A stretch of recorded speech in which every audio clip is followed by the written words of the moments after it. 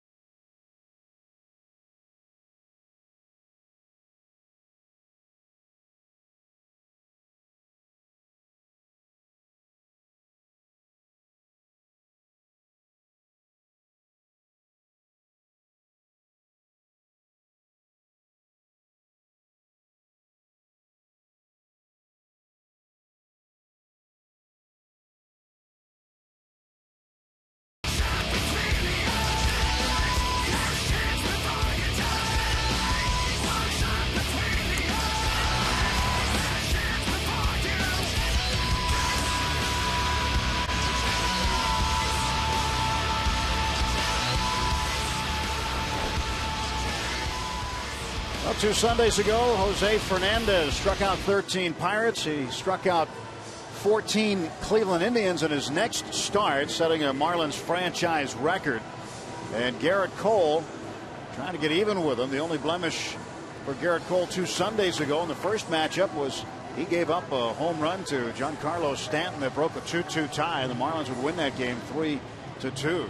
Just 20 years old, a couple of years out of high school in Tampa is Fernandez, and the 22-year-old first pick overall in 2011. Gerrit Cole taking the hill for the 11th time as a major leaguer. And he'll face this lineup put out there by Mike Redmond today, the manager of the Marlins. Christian Yelich will lead off and play left field. Ed Lucas moves over to second base today. Giancarlo Stanton, last 8 games, he's been struggling. Just 1 run batted in. He struck out 10 times, hitting a .3. Logan Morrison, Placido Polanco, Denny Hechavarria, Justin Luciano, Jeff Mathis, and Jose Fernandez doing the pitching. Let's take a look at Gerrit Cole's numbers, brought to you by Chevrolet. 43 strikeouts on the season. 8 of those, his most he's ever had in 1 game, came the last time he pitched against these Marlins. So hopefully he'll push it up over 50 today in that strikeout column. Gerrit Cole pitched 7 innings against the Marlins in his last start and first start against them.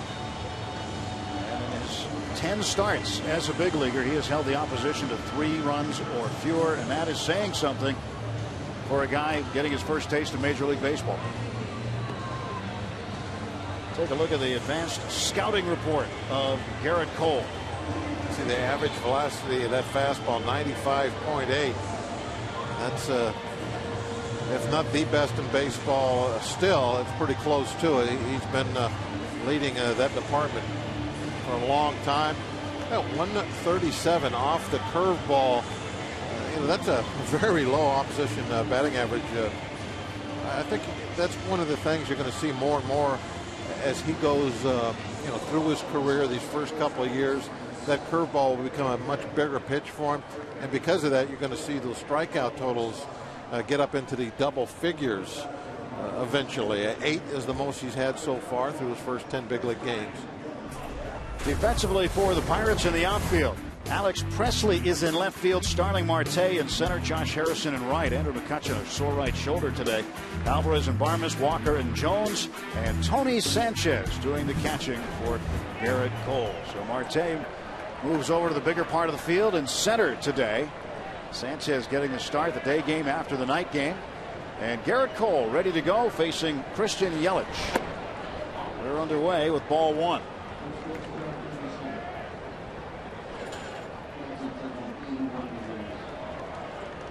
.290 for Yelich on the season. He takes outside 2-0. Had 2 hits in the game last night, and then on Tuesday night in the series opener, he also had a base hit, stole his first major league base too. And Gerrit Cole starts him off 3-0. If you look at a close-up shot of Yelich, it really epitomizes what the Marlins are all about. It's youth.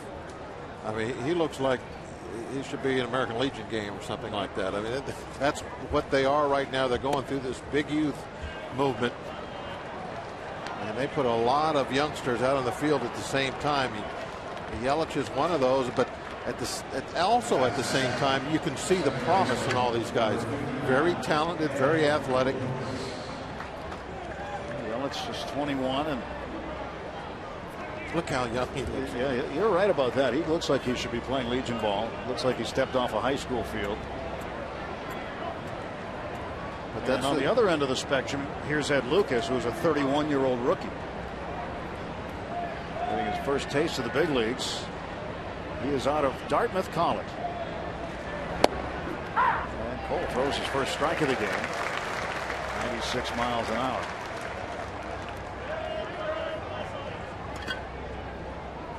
Pretty nice day here today. 81 degrees.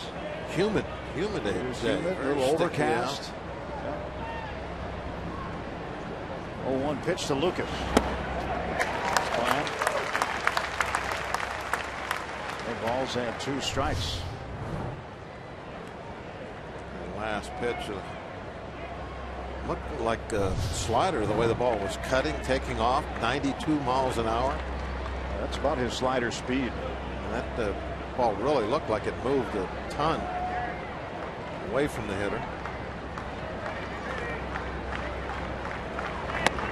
Same pitch. Different result. This time Lucas said no to it. 1-2 to Lucas. Yelich at first base. Nobody out. Top of the first inning.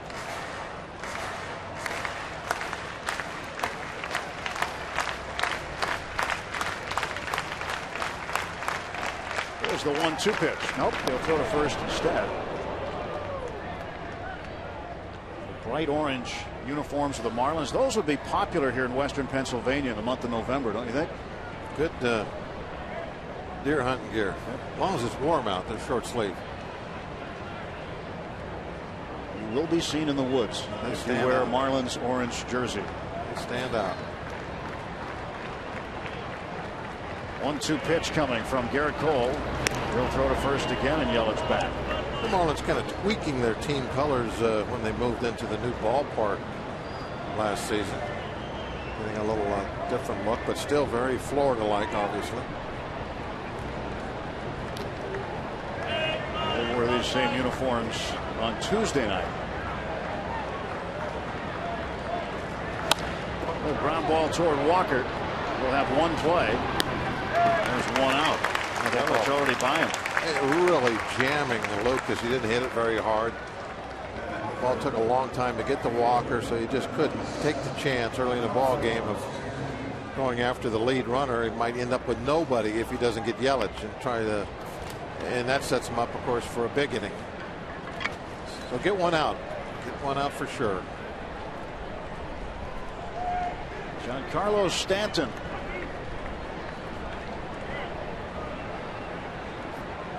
Stanton went 7 for 9 against the Pirates in the series in Miami.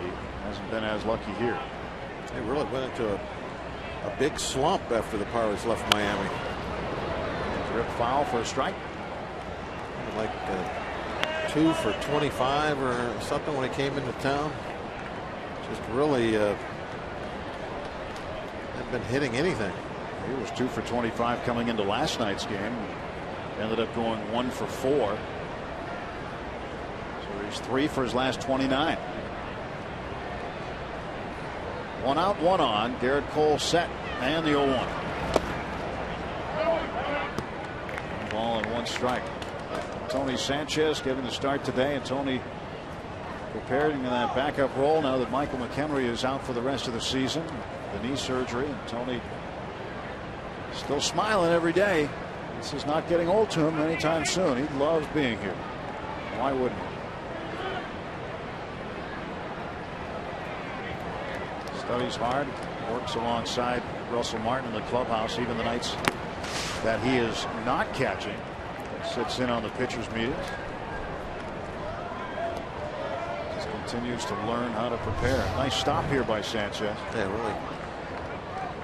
Gets out there, gets a glove set up.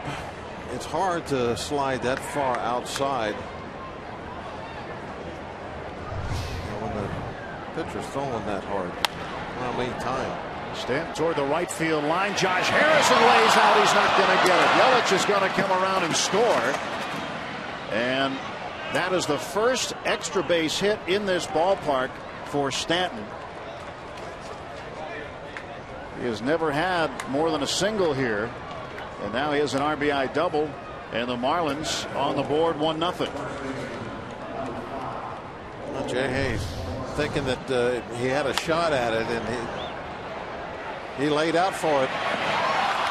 That ball coming off the right-hand hitter's bat is always going to be slicing away from you, and it just kept moving, and right off the tip of the glove. Jay Hay making his second straight start in right field. Stanton with his 17th double, his 35th run batted in. Still 1 out. Logan Morrison with a man in scoring position. Gets it out of play, foul, 0-1. See only one other game going on in the big leagues at this time. The Mets and Rockies in New York. Second inning, no score. Pirates and Rockies tomorrow night. Game 1 of a 3-game weekend set in Denver. This one toward left field, and right there is Presley. He'll make the grab for out number 2.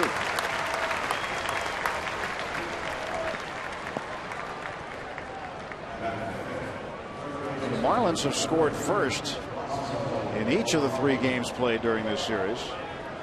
They're 0-2 so far. Cole was such a good strike thrower here early in his career, but so far this afternoon, a early walk has cost him the early lead. Walking Yelich on 4 pitches to start the ball game. There's the veteran Placido Polanco, 37 years old. Blocked by Sanchez. Is that something, Bob, that happens from time to time for starters? Is it just a matter of zeroing in the strike zone when you see a guy come out and start the game with a 4-pitch walk? Yeah, sometimes that will happen to you. You're warming up and you're just not getting used to the mound. That's a 98-mile-an-hour fastball, so there is no getting down on your knees and blocking that. You have to do exactly what Sanchez did, just pick it out of the dirt like a first baseman.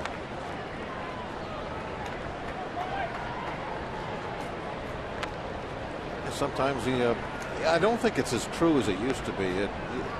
If you turn the clock back 30 years ago, the game mounds were vastly different in a lot of ballparks than the mound you would warm up on, and it definitely would take a while to get used to it.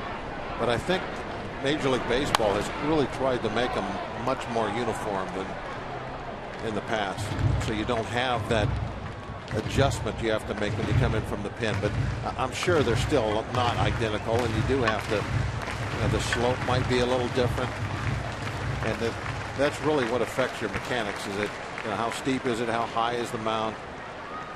They're not all exactly the same, even though they're supposed to be. On ball, 2 strikes to Polanco, 2 down. And a base hit to center field. Marte come up throwing.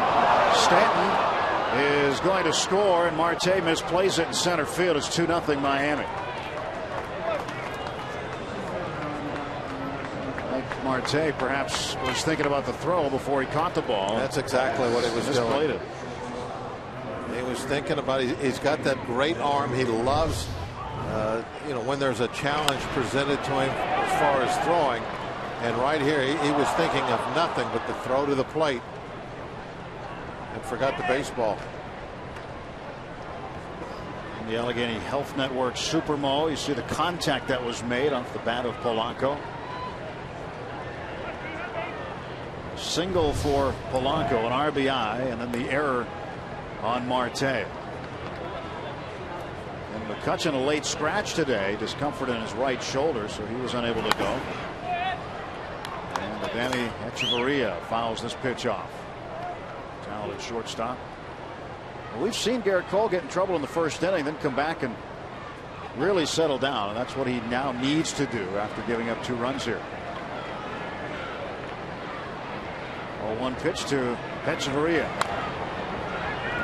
You can't ever get down. You always have to stay confident no matter what. But I'm sure when he gets back to that dugout, he's going to be thinking, I just spotted Fernandez, one of the best starting pitchers in baseball, a 2-run lead.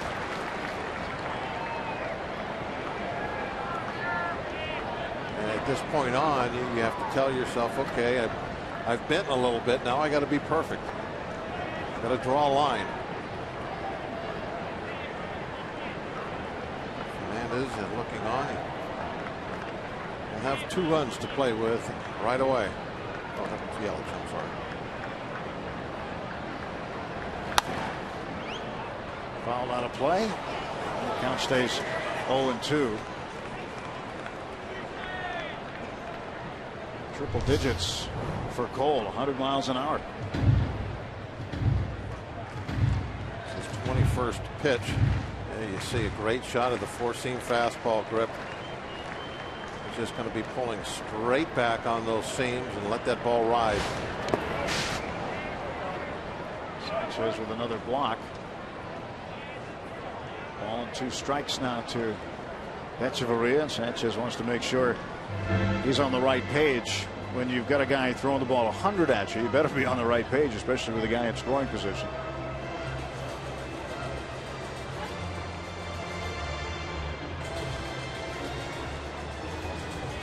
Had a season ticket Holders Q&A last night. Garrett Cole was part of it, along with A.J. Burnett, Gambie Sanchez, and Nick Leva. Someone asked Garrett, what's the hardest he's thrown? He said 103 miles an hour. Ground ball to short. Barmes throws him out. 2 runs, 2 hits, 1 error, and 1 man left. Half inning in the books. It's 2-0 Miami.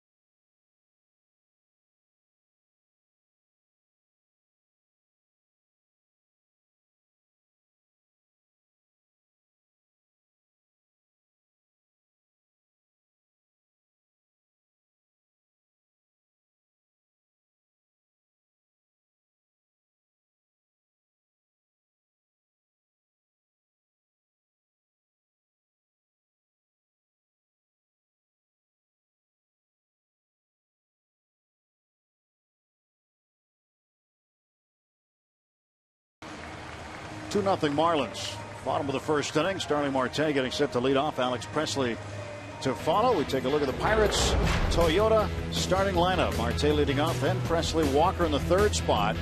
112 games in his career, batting third, a .287 average. Alvarez in the cleanup spot. Garrett Jones bats fifth. Tony Sanchez sixth. Josh Harrison seventh. Clint Barmes the shortstop in the eighth spot. Garrett Cole batting ninth against Jose Fernandez. Let's take a look at Jose Fernandez's numbers. Just very, very good, obviously, and we're going to go to the strikeouts with Jose also. 138, 127 innings. He's set career highs in strikeouts his last 2 starts. That's what he is all about. Power pitching, striking people out. Well, Fernandez faced Marte. Marte a .275 hitter. Pirates looking to get into that 2-0 lead that the Marlins have been spotted. Fernandez just telling Polanco, watch the bunt. He knows the Pirates will be looking for base runners, and Marte, a guy who has reached on the bunt base hit, falls behind quickly 0-2. Just the 5th pitcher under the age of 22 since 1900 to record consecutive 13+ strikeout games.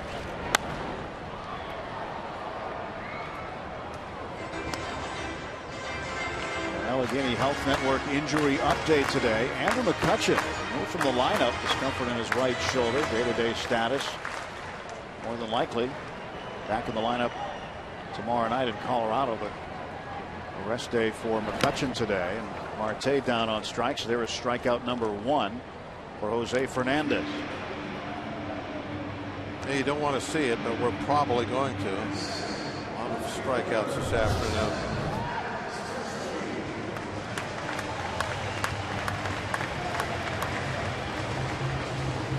Good look at Fernandez 4-seam fastball. Not a perfect backspin. You see it's tilted a little bit. Kind of like the earth. Just tilted a little on its axis.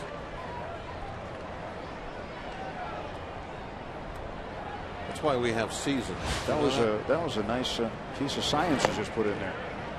Throw that out every now and then. Yeah. I've been thinking very scientifically this afternoon. Yeah. It's science, Bob. You got it. That's all baseball is. 1 out, nobody on. Alex Presley up. Presley down the left field side, and that ball is going to slice into the seats. What was that you were saying about under 22 and striking a lot of people out? He is the 5th pitcher to do that since 1900 to record consecutive 13-plus strikeout games. Dennis Eckersley did it in 1976. Dwight Gooden in 1984. Jose Rijo in 1986, and Kerry Wood in 1998. I wanted to see if Gooden's name was on that list. I noticed he's wearing. Didn't Gooden wear 16? I think that's Doc's number. Yeah, he did. And interestingly enough, Clint Hurdle made not a comparison, but said he reminds me of Doc Gooden because of how he is now, the age that he is right now, the stuff that he's got, skill set, the poise on the mound. Throws a little bit different than Gooden, but definitely a power pitcher in a very early age. Well, he starts off with 2 strikeouts. Here we go. Gooden was a little bit more straight over the top with that 4-seam fastball, and Gooden's curveball was that true 12-6 fall off the table hook. So you can see that Fernandez has a little horizontal movement to his breaking ball. Neil Walker up. Walker moving into that 3rd spot with McCutchen a late scratch. 2 outs, nobody on. Strike is called to Neil. 46% of the time to left-handed hitters, you'll see Fernandez throwing the ball away. Likes to throw it also down the middle. Doesn't have a big track record of pitching inside. And ball and 1 strike to Walker.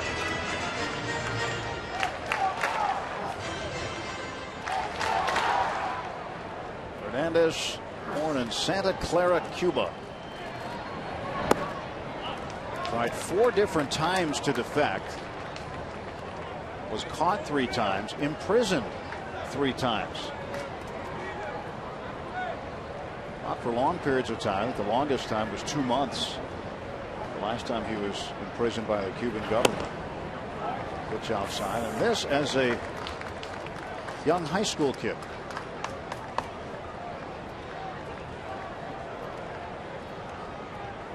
One time his family got picked up by the U.S. Coast Guard. On the boat on the way over, her body fell overboard. He went out and rescued the woman. He watched Neil Walker and didn't even realize it. It was his own mother he was saving.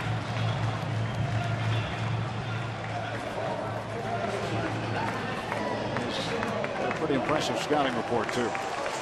With your basic 4 pitches that most starters will build off of. And you see the pitch that's so far been the toughest to hit, although all of them are extremely tough, but he doesn't give up in anything really with that slider. And his fastball usage sits at 57% there, but that's a mix. He is really overloaded with fastballs first time through the lineup if you kind of break it down in that way. Just about 3/4 of the pitches he will throw are just like that, fastballs, power pitches. Doesn't quite have the average velocity that Cole does, but I think he's refined his breaking balls, especially the curveball, a little bit more than Garrett has at this point, and that's where the difference in the strikeout numbers come from.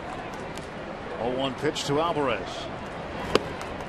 1 ball, 1 strike.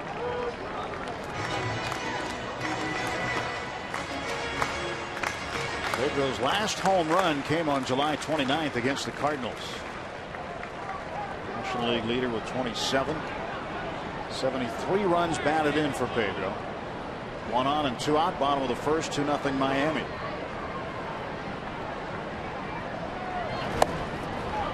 Two balls and a strike.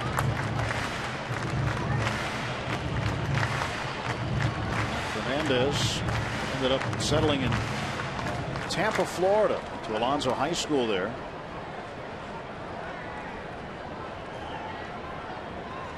Went 13-1 in 16 starts in high school. Off speed pitch is in for a strike call, 2-2.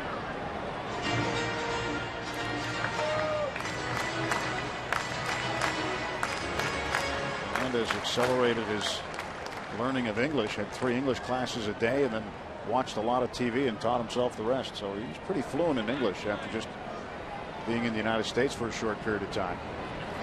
Pedro right at the second baseman Lucas, and the Pirates are done in the first. We'll head to the second inning. Marlins with a 2-0 lead.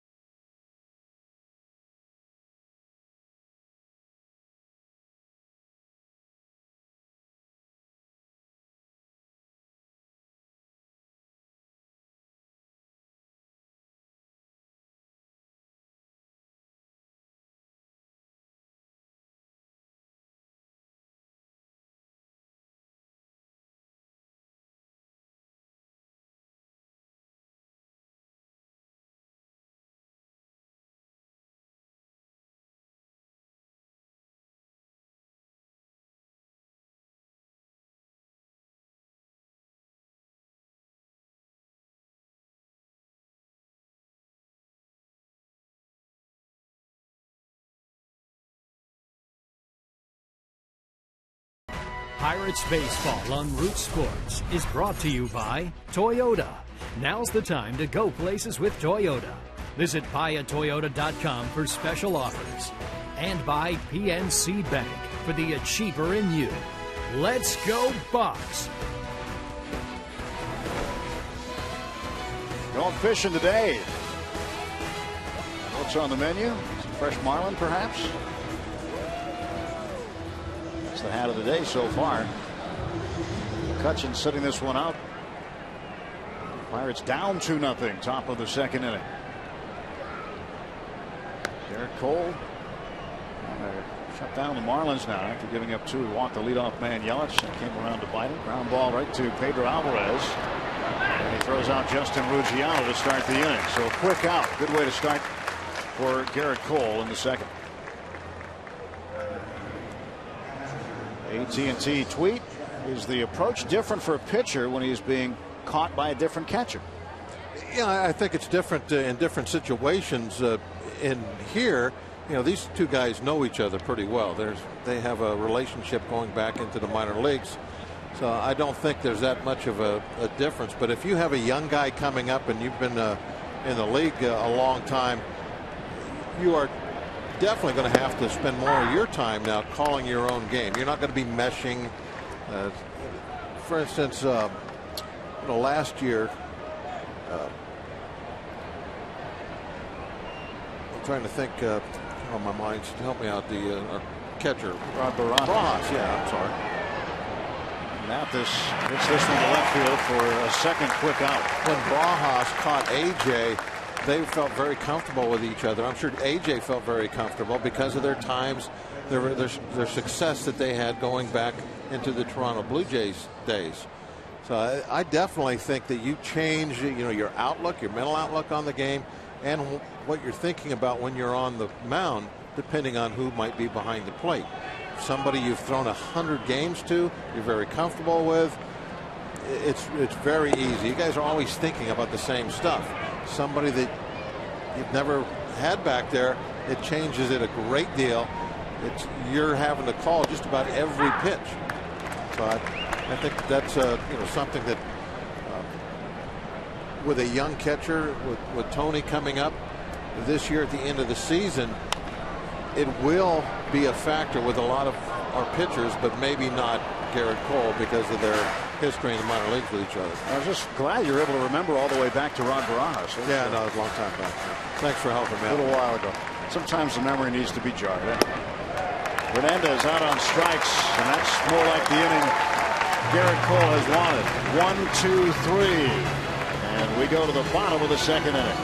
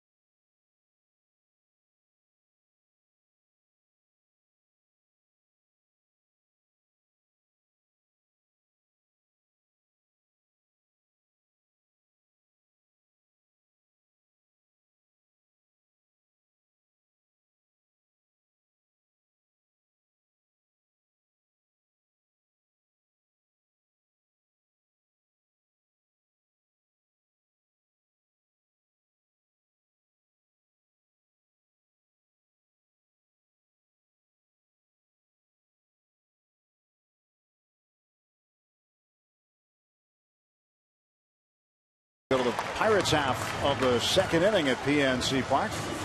Today's Barrel Automotive League leaders stat. Looking at the top National League teams and come from behind wins. The Braves on top, 37 of those. They just won their 13th straight game, by the way. Diamondbacks 31, and the Pirates next 27. Barrel Automotive, we're driven to be better. Garrett Jones leads off against Fernandez, takes ball one. .250 average for Garrett. Searching for his 11th home run. Home run numbers for Jones at this part of the season are down compared to what we've seen him do in the last couple of years. And the hope is that he'll heat up here in August and September. Especially in September when they're really going to count. There's still plenty of time to get the home run total up to 20, but the days are ticking off the calendar. Strike one, and it's 3-1. He only has a little over 300 at bats, though. I don't know where that would compare to where he was last year at this time. Fernandez 3-1. Ball four. Fires it, the leadoff man aboard. 2 walks for Fernandez already. Walked Walker in the first inning. Now walks Jones to start off the second. He tried to bend the curveball in. Couldn't backdoor it for a strike. Fernandez now will face the Pirates catcher Tony Sanchez. .222 average. 1 RBI.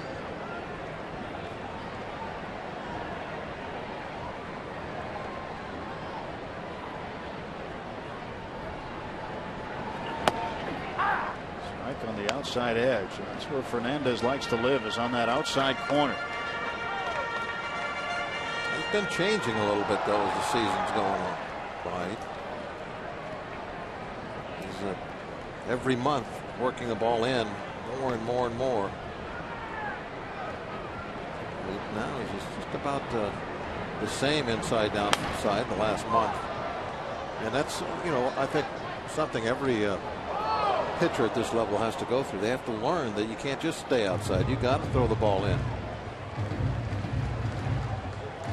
And looking at his percentages a while ago, and in April, vast majority of his fastballs would be away. Now he throws out there about 30% of the time. On the inside about 30% of the time, and it actually hits the middle at about that same amount. So he is moving it all across the spectrum now. You can see him. I'm sure if you watch him every day, if you follow the Marlins, you'll see him really evolve as a pitcher and make those adjustments as he goes along, and not just the location of his pitches, but the makeup of them. Strikeout number 3 for Fernandez as he sits down. Tony Sanchez looking. That good curveball froze him up. Talking about that curveball earlier, how it has the little side work. See, that ball went right inside and broke across the plate. Not really the classic fall off the table, break straight down curveball. And that's why it froze Tony up. He saw that ball coming out of the hand, looked like it was going right for his left shoulder. 1 out and Josh Harrison at the plate. Josh fouls this one back. Josh still a pretty popular guy after his walk-off home run the other night in game 1, and walking off first batter as a pinch hitter. Hurdle going with Harrison, thinking of him more as a leadoff guy as opposed to a guy who's going to win the game on one swing. Wanted to put base runner on. Normally he's gone with Gabby Sanchez in that situation, but figuring a tie game, start the inning with Harrison, treat Harrison like a leadoff hitter. But Josh swung the bat well and put it out over the fence in right center.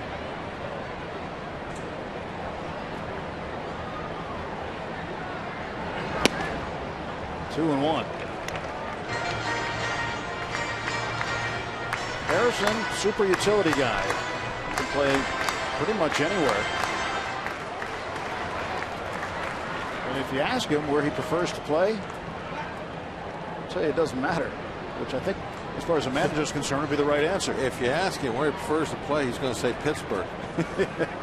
That's right.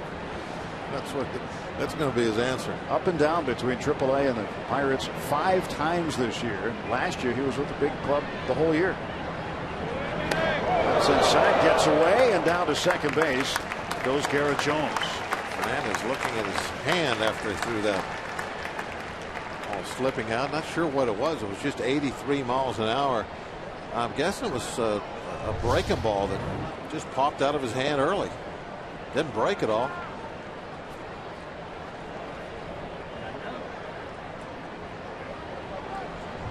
Panthers couldn't get all the way to it. A 1-out runner in scoring position. 3-1 the count to Harrison.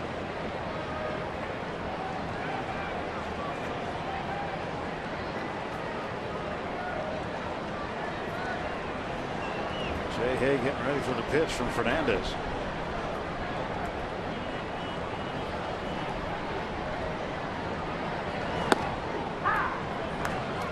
That sweeper, and it really is just a sweeping type curveball. Goes from way inside and then sweeps down across the plate.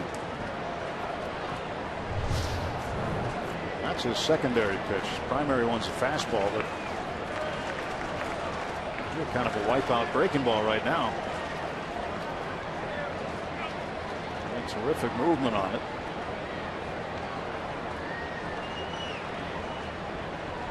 One of those is what Harrison's getting. Payoff pitch to Josh.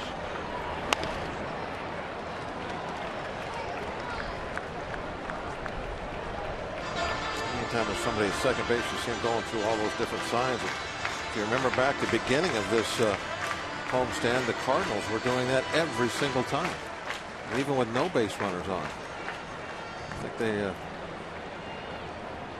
getting a little concerned about maybe Pirate hitters picking up signs from somewhere. One reason you would do that.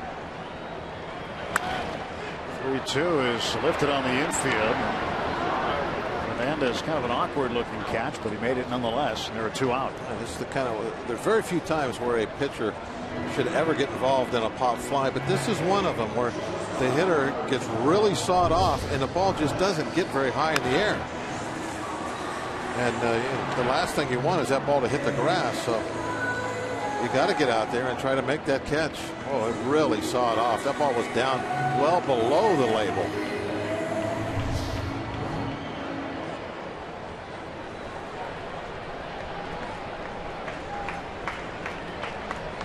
Garrett Jones at second base, 2 men out. Clint Barmes the batter. Barmes has 2 home runs this year, both coming off very good pitchers. Steven Strasburg of the Nationals and Matt Harvey of the Mets.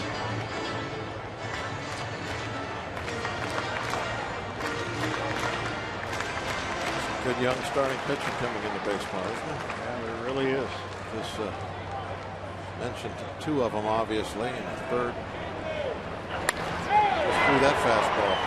Just turned that around, and Waldrop made a nice catch. Pulling that 96-mile-an-hour fastball. We'll see a breaking pitch now, you would think. In fact, come out and talk about it. See the replay that. Ball fast 96 up and in is not supposed to be on the head of the bat. Fernandez realizes that and says, hey, he just pulled my best heater up and in, and we got to do something about that.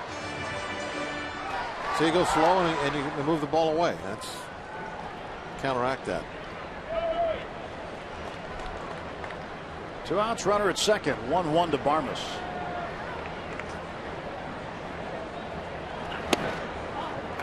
Balls and a strike. They went away, but they didn't slow it down. Heavy velocity. 97 miles an hour out of the right hand of Jose Fernandez.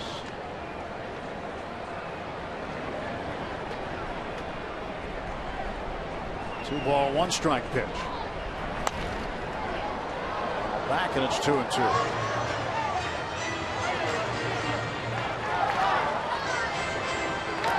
Interesting. I thought he would go away from that fastball after Barmes pulled that one so sharply. He's thrown 2 more in a row. Rolling the ball around. Now he'll set his grip as he comes into the glove. Change of speed and got a chase. Strike 3. Barmes out on strikes. 4 strikeouts for Fernandez. Marlins a 2-0 lead after 2.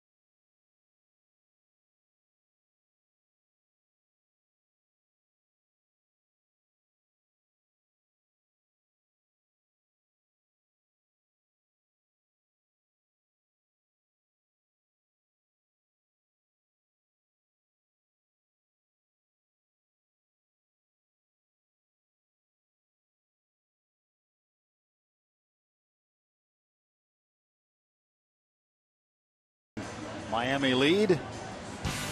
Join the Pirates and Pirates Charities as we stand up to cancer at PNC Park Friday, August 16th. The Pirates host the Diamondbacks at 7:05. Ticket packages are $40 and $10 goes toward the fight to end cancer. Plus, receive a stand up to cancer cap and cheer card. For more information, go to pirates.com/SU2C. Miami has the beach, but the Berg has the team. Good signs here. Sign store has been busy. Seen some new inventory at the sign store during this homestand. Special guest joining us this half inning as Garrett Cole gets set to pitch to Christian Yelich, who fouls this one back.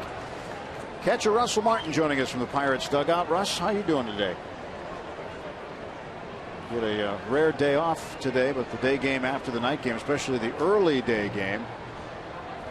And I know Tony Sanchez gets a chance to prepare with you on the days he's not. What do you do on your days off? Trouble with Russ's microphone currently, but he's there. We'll get it fixed momentarily. All right. You there, Russ? Can you hear? Yeah, you can hear me now, right? Yeah, gotcha. What do you do to prepare on a day off like today? Just trying to recuperate. Really, just relax and keep my mind at ease. And when the later innings come, obviously get ready to go in there and pinch hit and stuff like that. But for the early part of the game and early part of the day, I just relax and take it easy, really. 0-2 comebacker through the middle, a base hit right between the legs of Cole. And Yelich aboard. That's the third hit given up by Garrett Cole. What do you see out of Garrett Cole so far in the ballgame? He's doing all right. Just got to make some pitches, keep the ball down in the zone, and really, just really get ahead of hitters and stay ahead of hitters and put them away. Obviously, it's easier said than done, but obviously those guys got to get ready to hit the fastball. So if he can get some off-speed pitches over the plate, make his life a little bit easier. But he's fine. We'll get some runs for him. We'll get him going. Hey, Russell, since we're talking about some pitchers, how about Charlie last night? Really a fantastic game. He was very efficient. Was it all sinker, or was he hitting his spots with the other pitchers also? He had a good curveball going yesterday, and didn't really use the changeup much early in the game. And as the game progressed, his best second pitch was his changeup. But he's got such a good sinker that he's the kind of guy that you can just rely on his sinker and get ground balls, and when there's guys on base, you can get double plays and stuff like that. But he did a good job also of mixing up his four-seam fastball and changing looks on the fastball, so the hitters, they can't just they don't see the same pitch over and over again. Get to change the eye level and really mix up pitches that way. He really relies a lot on the double play ball when he gets somebody on. He must love it with you back there, because you keep those guys at first base. They go nowhere when you're behind the plate. Well, it's been going well so far. Obviously, my pitchers have been helping me a lot with that, varying their looks and being quick to the plate. But with a sinker ball like that, it's really nice to keep the guys on first base and allow yourself to get out of some tough jams with the double play ball, no question. Would you consider one of your best years at throwing? I mean, it's just amazing. It's almost like we expect it every time somebody breaks now that you're going to throw them out. There's double play right there. There you go. Oh, you're going to like that, Russ? You don't have to control the running game when you get one of those. That's awesome. That's perfect. To get back to what we were talking about, it has to be my best year throwing out runners, and a lot of it is because of the job that our pitchers have been doing with holding guys on and throwing over and being quick to the plate. If they're not quick to the plate, I can't really do my job. So I've been pretty consistent and accurate at second base, but a lot of it's because I don't feel like I have to rush or anything like that. So they've really done a great job. Well, definitely a team effort this year. But us up here in the booth, a lot of fans, they look at you as being one of the major cogs to this renaissance of baseball here in Pittsburgh. Yeah, it's the whole team, and I'm part of the team. So, but it's been a fun year so far. There's no question about that. We've got great teammates. We go out there and battle hard every day. It's just a fun group to be around, and obviously the fans have been making it fun too, showing up and being loud and stuff. It's been a great year. What about this pitching staff as a whole? Not just the starters. We've seen what Francisco Liriano's been able to do, Jeff Locke, an all-star season, so on and so forth. But the bullpen and how terrific they've been. Have you caught a staff that has kind of caught fire like this one? No, this is definitely a first. you know, it doesn't matter who's on the mound at any time. You feel pretty comfortable with whoever's out there. And obviously Clint's done a good job of matching up pitchers and hitters and stuff like that. But I mean, it doesn't matter who's on the mound. We feel comfortable. They're going to get guys out. They're going to be aggressive and stay in control. So Garrett Cole strikes out Stanton. Thanks for us. Appreciate it. No problem. Time to get some runs now. All right. Russell Martin joining us here. Still 2-0 Miami.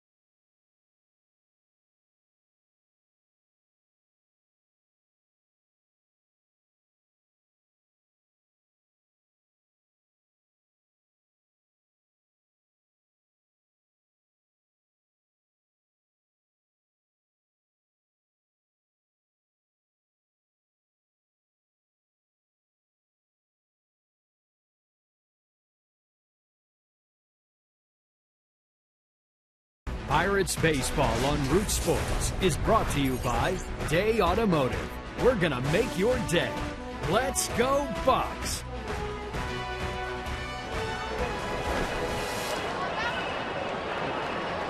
Garrett Cole leading off in the bottom of the third inning. Trying to help his own cause. He likes to swing the bat. I think Clint Hurdle was talking about with regard to Garrett Cole earlier today is the effort that he's making on the offensive side of things. Obviously, they would take a young pitcher, tell him to go out there, just kind of pitch and don't worry about the offensive side. But he asks a lot of questions. He's trying to get better at putting the ball in play. And he's very interested in helping his team out with the bat. And he's done so far. 5 out of 18. 278 average. His first major league hit. Drove in 2 runs. He wants to get a hit off this guy badly. Likes this matchup, and it's a challenge. It's a competitor. Charlie Morton got a base hit and an RBI last night. His first RBI since the 24th of July in 2011. And I talked to Charlie today in the clubhouse. I said, hey, nice hit last night. So you realize how long it's been since you had an RBI. He said, well, I had surgery, you know. I said, yeah, I know. But yeah, he hasn't been out there. But then he gave me the details. He said it was a sacrifice fly off Kyle Loesch against the Cardinals. And then he went on to detail his prior 3 RBIs. So he knows what he does offensively. If you only have 4 RBIs, you're pretty much going to remember them. He hit that one hard yesterday. Line drive to right. That's what Garrett would like to do right now. To get a base hit off of Fernandez. Should have swung at that one. 5 strikeouts now for Fernandez. He's starting to pile them up early. Day Automotive this day in Pirates history, August 8th, 1995. Jeff King connects for 2 homers in the 9-run second inning, and the Pirates end up winning 9-5 over the Giants. King is the first Pittsburgh player to homer twice in an inning since Jake Stenzel in 1894. Thanks to Day Automotive. We're going to make your day. You know, I think that Kaner did that twice.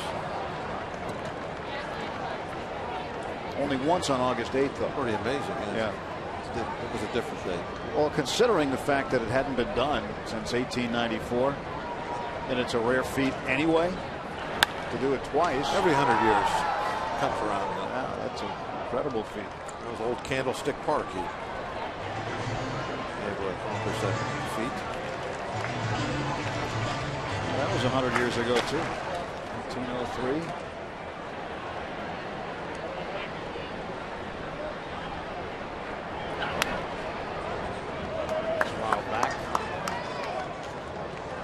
If Rock is at home watching, he just corrected you, said 100. Yeah, so did everybody in the truck. Oh, they did? I didn't hear that. After, yeah. It's only counting it. Well, Rock's a math major. I knew he would do it. Yeah. So I'll hear about it on the bus. No, I doubt that. I don't. 1 and 2 to Marte. Those numbers are right.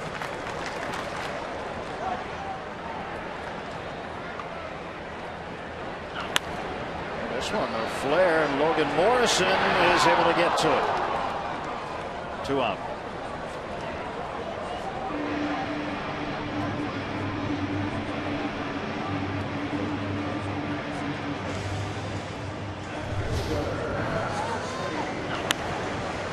Another one of those balls off the handle. A jam shot just doesn't get very high. Makes it a difficult play for Morrison. Get out there in a hurry.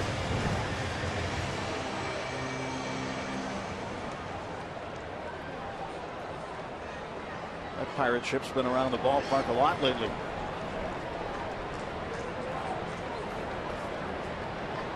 Alex Presley with 2 outs and nobody on.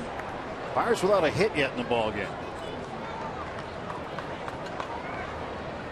Miami got a 2-run lead for Fernandez in the first inning. Yelich a leadoff walk. He would score on Giancarlo Stanton's double, the first extra base hit he's ever had at PNC Park. Placido Polanco, an RBI base hit, getting Stanton in. You don't want Fernandez to get on any kind of a roll, and that's what's happening. He did that in Miami, and we went a long time between base runners there for a while. Fernandez pitches like he's 30 instead of 20 as far as what you would expect out of a veteran guy.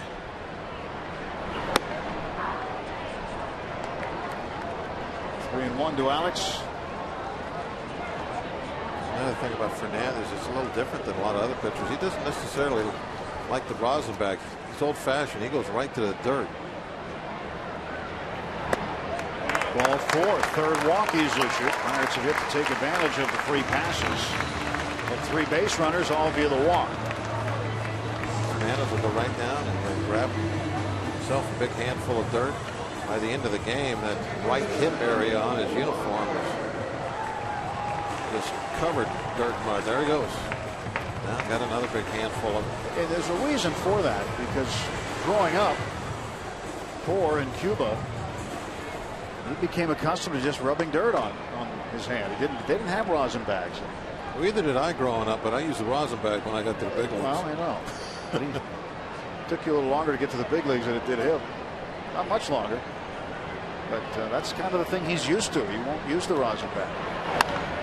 Walker, and that is a base hit off the glove of Lucas.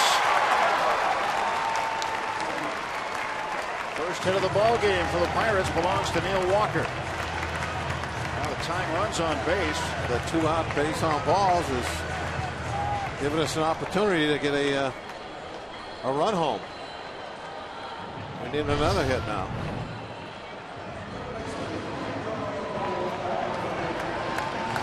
Maybe that it took a little bit of a funny hop or something. Odd glove movement.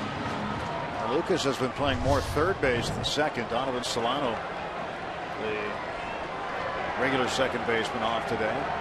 Hit number 1 for the Pirates, and maybe Pedro's got hit number 2 in him.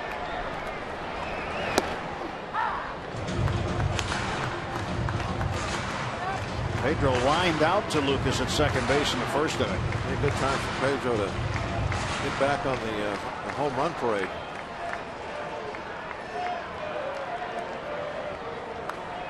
Oh, and 1.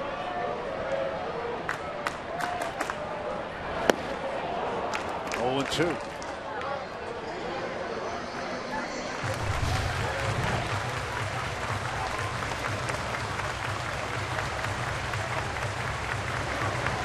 Changeup. Pedro missed that one by a lot. I'm pretty sure that was a changeup. It had a lot of drop right there at the end, kind of working its way away from Pedro a little, and it was only 89.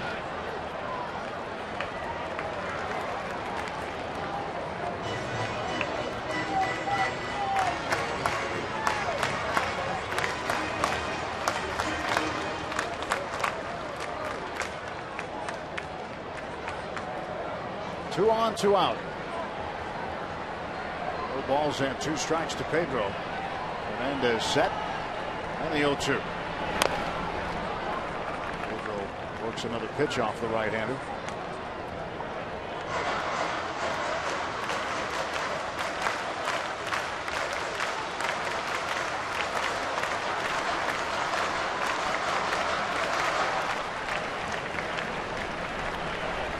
Final game of an 11-game homestand today. Pirates hitting the road, heading to Colorado right after this. 8. They had 2. 10 games on this homestand. Angle is to left field. Right at Yelich. And the Pirates strand 2. We're through 3 full at PNC Park. Miami 2 and the Pirates nothing.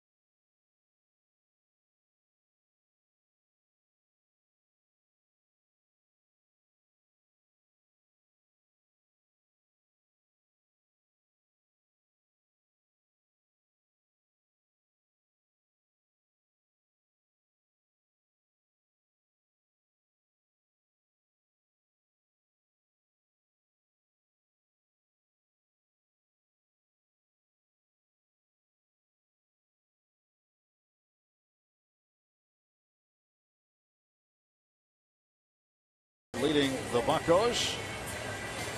Here's today's Firestone Complete Auto Care Extra Mile Index. Looking at the Pirates' best records through 113 games since 1969. Second best record this year at 69-44. Same record in 1971. They won the World Series. 72. He asked Steve Blass what he thinks about that team. He says they should have won it again. They lost in the league championship series. Have the best record at 71-42. But each of these years with records in that area, Pirates had at least gone to the NLCS. And losing in that playoff against the Reds, it cost Blass a concrete driveway. Had to go asphalt after that. He was making plans. He had plans to spend for that bonus. World Series check. Yeah. Now, if you know why he has an asphalt driveway instead of a concrete one, you know why. 72 playoffs.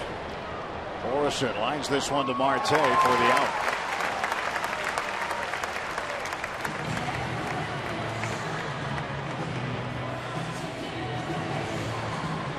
One down, Logan Morrison 0 for 2. Batter now will be Placido Polanco to face Garrett Cole. Polanco was 1 for 1 with a run batted in. Went to second on an error by Marte in center field. 260 on the season. Polanco, veteran player. He's been around a bit. A lot of time with the Detroit Tigers. He's been with the Phillies. 1-0 pitch. 2 balls and no strikes.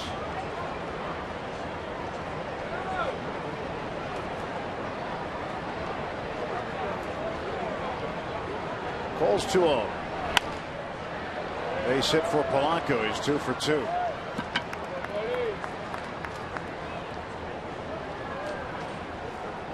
MLB.TV celebrating 11 years. You can catch the rest of the season in HD quality. Catch every out-of-market game live on more than 350 mobile and connected devices. Visit MLB.TV today. MLB.TV, baseball everywhere, even on a warm day in Pittsburgh. 1 out and 1 on. Echeverria tries to bunt, fouls it off. Danny Echeverria, sure gloved shortstop, very good defensive shortstop. Another defector. Another Cuban defector. The Allegheny Health Network Supermall. Right up into his body. He's in foul territory. That's his foul ball.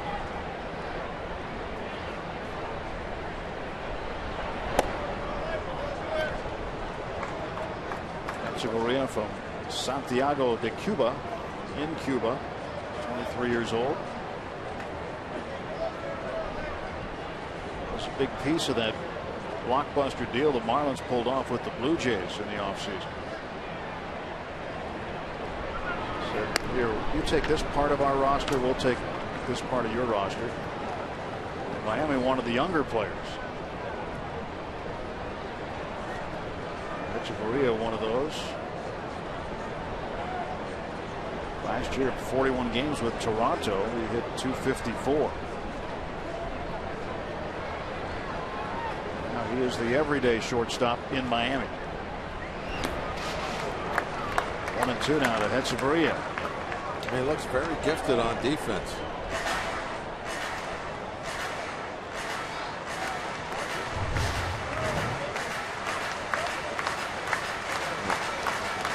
Hard breaking ball bouncing outside.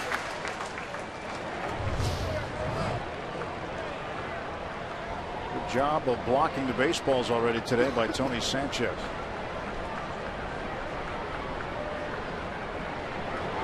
It was 1-2. He went. That's strike 3. One thing that we're seeing more and more from Cole is getting a whiff on a breaking pitch. The first few games really wasn't doing that. He was just going fastball, using the power, not throwing anything off the plate much.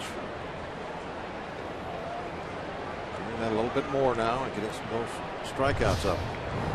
3 strikeouts now for Garrett Cole. 2 down. Justin Ruggiano, the center fielder, takes on the inside corner.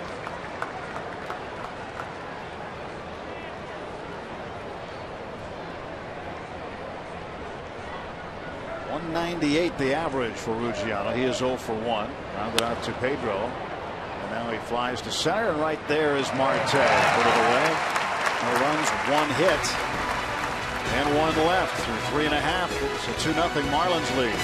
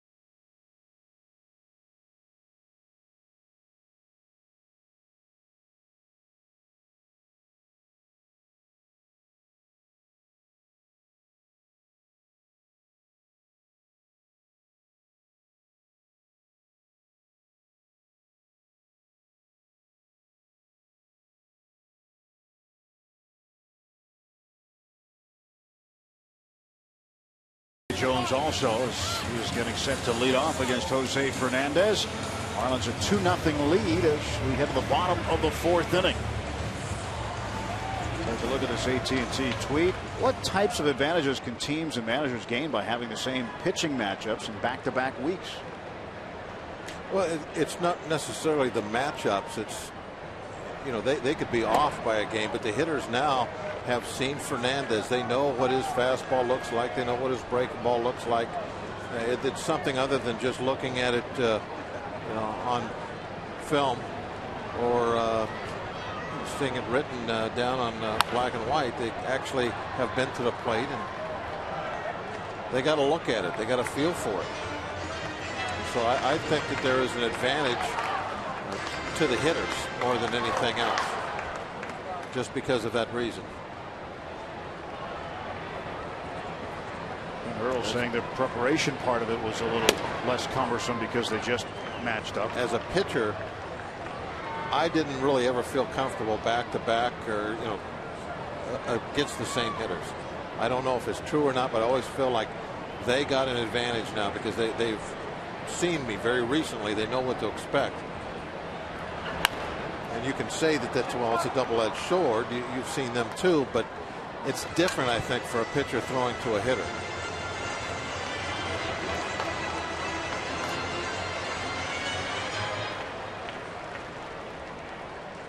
Two balls, 2 strikes to Jones.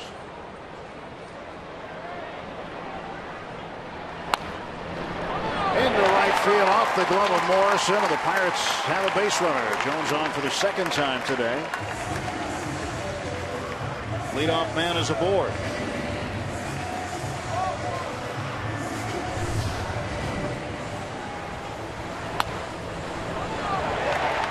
A couple of balls hit hard over that direction. Can't come up with the play. That didn't go off the tip of the glove. That actually went off the thumb. Ball that was catchable, didn't make it. Leadoff man aboard. Scoring decision is yet to be announced. Now it is. It's a hit.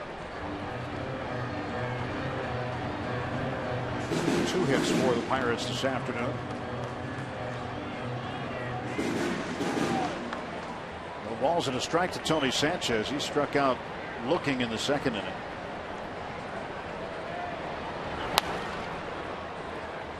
Down on the count, 0-2.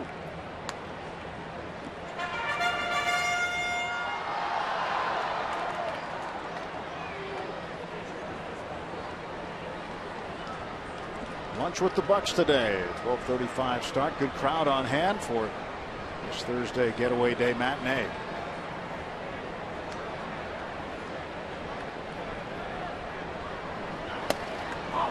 Outside, and it's 1-2.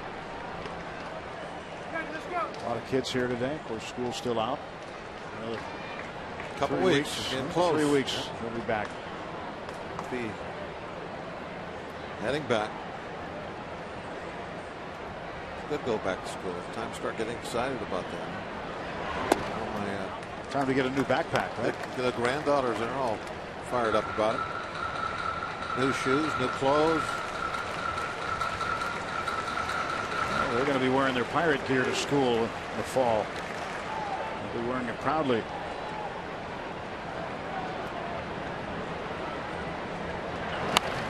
Sanchez adjusted, fouled it back. I remember back when they used to play the postseason games during the day. Sneak that transistor radio to school with you so you could hear the baseball games.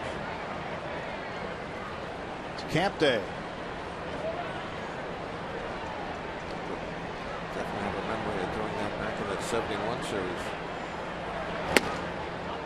Breaking ball was up high. Count is full, 3-2. Nobody out. Jones the runner at first, and Jose Fernandez there, 3-2 count. Did he just use the rosin bag?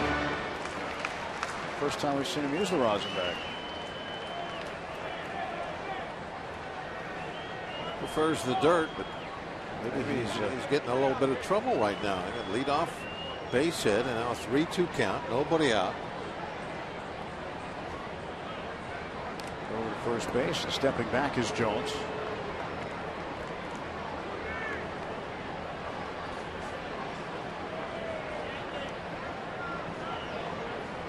There's that patch of dirt that stays on his pants from wiping the dirt off of his pitching hand.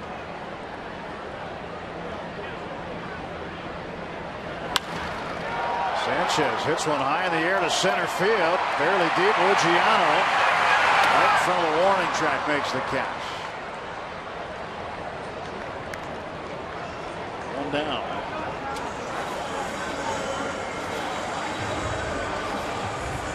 Justin Luciano took off after this ball. He knew it was hit deep. It looked like he was very concerned that that ball was getting out by the wall the way he took off at the very beginning. I had my hopes up when I looked at him as the ball was hit, and then it just kind of died in the end. Didn't go much anywhere. So he just got under that a little bit. And when you see the outfielder turn and run, it makes you think that extra bases, maybe a home run. Got out there, was able to slow down and set up, made a pretty good throw into second base as Garrett Jones was tagging.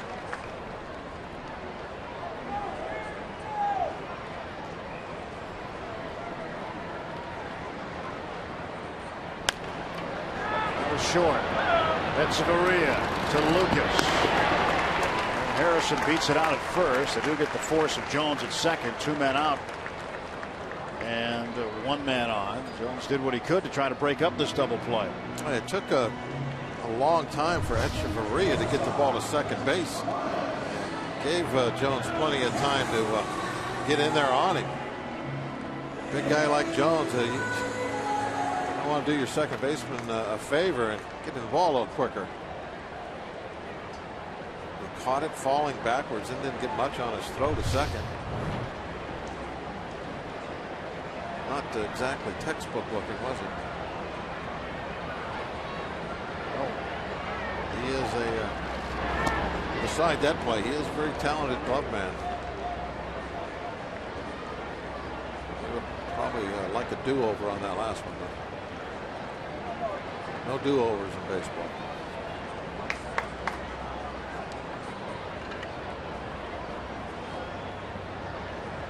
Brent Barmes awaits the pitch from Jose Fernandez.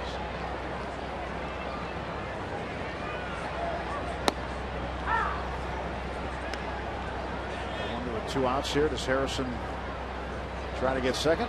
Sure. Why not?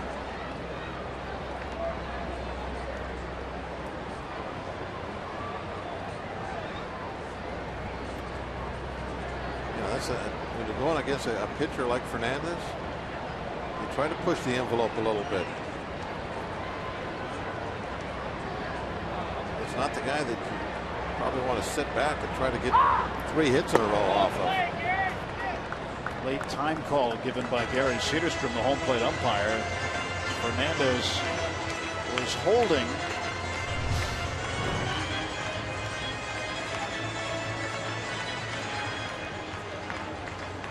He's got a blister forming on his hand, Bob. Oh, nice. See him looking down at it.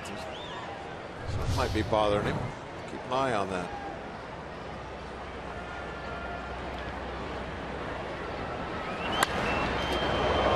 That's a hot shot. Good thing there was a screen there. Russell Martin trying to get it out of there. Fernandez has come inside on him now a couple of times. He has hit that ball hard. Look what he did to the screen. He's done a good job of throwing guys inside today, except for Barmes. Gabby Sanchez quickly on the repair. It's been a lot of jam shots, but with Barmes up there, there's no kitchen. In the air to shallow right toward the line. Stanton coming over, and he makes the catch. And the Pirates strand another base runner. Got to fix it up here and get some runs.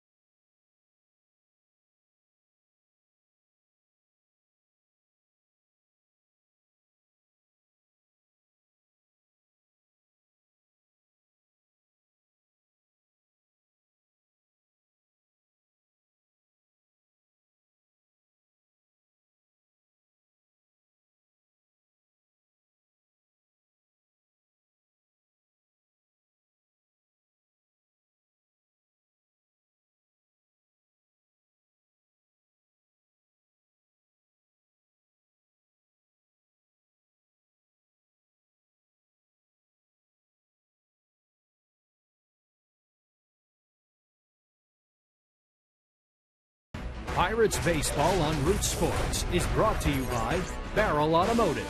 We're driven to be better. And by Levin Furniture and the all-new Levin Mattress Stores. For a great deal on a new bed, shop Levin's. Let's go Bucks! 2-0 to score. The Florida Marlins lead the Pittsburgh Pirates here on the North Shore. I'm Robbie and Smikowski. Well, A.J. Burnett has had many memorable starts. He threw the complete game to finish the last series. But one of his most memorable games of his career, his MLB debut, and that was caught by the current Marlins manager, Mike Redmond. It was back in 1999 when A.J. Burnett made his big league debut. In fact, it happened to be a game that A.J. Burnett won. That was back on August 17th, 99, and Redmond caught Burnett. He went 5 2/3 inning. He also doubled in his first MLB at bat. But the one thing that stuck out to Mike Redmond, Tim, was that with A.J. Burnett, is that he had the hardest breaking ball he's ever had to catch and he's ever had to block in his entire big league career. And that's something that has stuck with him his whole career. Redmond recognized it from the first big league pitch A.J. Burnett has ever thrown, and he's had a pretty good career since. Yeah, Redmond caught a lot of guys, including A.J., and said that back when A.J. was just breaking in, he was tough to catch because of the electric stuff. He still got that curveball. What'd you call it? The eagle claw the other day? Barmes gets to it. Barmes throws it over first, and fortunately not into the seats, and Mathis is aboard. A good job just to get to that ball up the middle. It's a tough throw, though, to make. Those are screens in front of the dugouts nowadays. It protects the players, but it's also saved a few errors. Barmes just as he let go of that ball, he knew he'd thrown it away. But, that one would have been in the dugout. Base hit for Mathis. Now Fernandez will try to bunt him over.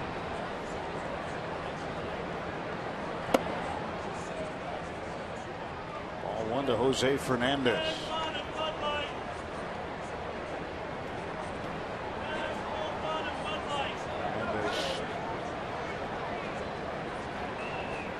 Verbal sign. Sometimes third base coaches have different signs for just the pitchers. They keep them pretty simple. Everyday players will go with one set. Sometimes the pitchers get another. Usually the pitcher signs are more complicated. You think so? Don't let them fool you. I don't know about that. I know a lot of regular players where signs were, you go through a bunch of signs and then you clap for a hit and run, something like that. It's just as often it's the players that can't get the signs as the pitchers. See if he claps. No. Well, some third base coaches do have simple signs for pitchers. Gene Lamont used to have two players on the Pirates that he would have to just clap for. They weren't pitchers. Sacrifice for Fernandez. 3-4 on the putout, and now a runner in scoring position with Mathis down at second base. One man out. Pitchers always get the bad rap for not being smart or something. They're smart.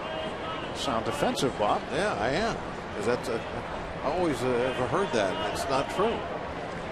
I don't think anybody's accusing the pitcher of being less intelligent than the everyday player. You just did. You said they have to have simpler signs. They do, because they're pitchers. They don't do it every day. And that's on tape down there. You saying that? I didn't say. We don't use tape anymore, Bob. Whatever it is they use, it's down there. It's saved forever. We don't use tape anymore. Saved forever. But I didn't say that the pitcher was less intelligent. Is there a tape? So there's a simpler set of signs for them. Is there a tape AD down there? It's just the title. Oh, okay. Why don't they change that to the video AD, by the way? We can have that discussion later, probably. But issue a new title.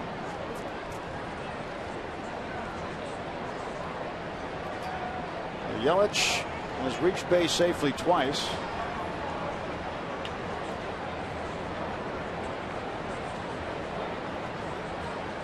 The pitchers have so much to remember, Bob. Why give them something extra that's complicated? Because they're smarter than everybody else. They can handle it.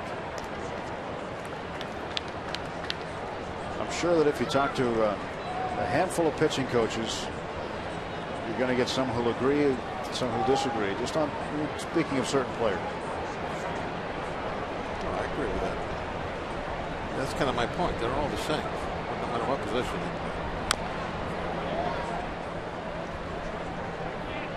play. 2-2 to Yelich. I mean, for 35 years, I've heard that he's a pitcher. They just don't know any better.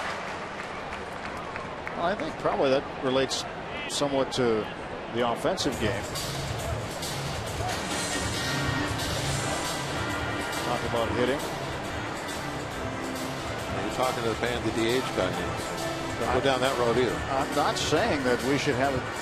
I don't even want to say it. I don't even want to think it because I'm on the same side of the fence as you there. See, ban the DH. That's our new sign. Yeah. If you're going to play baseball, you should wear a glove. Exactly. That's why they make those things.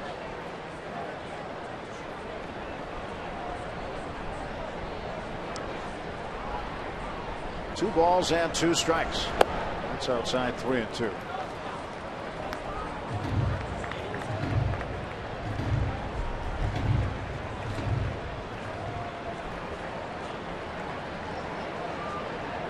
On deck, Ed Lucas. He's 0 for 2, hit into a double play.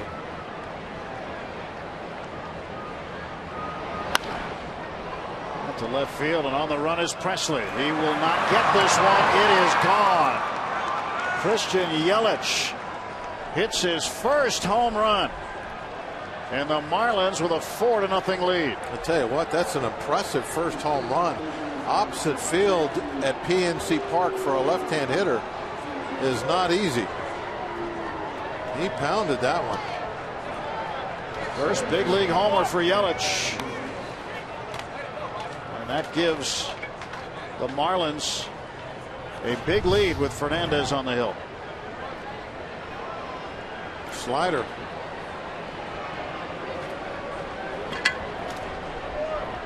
See, it's kind of spiraling in toward the plate.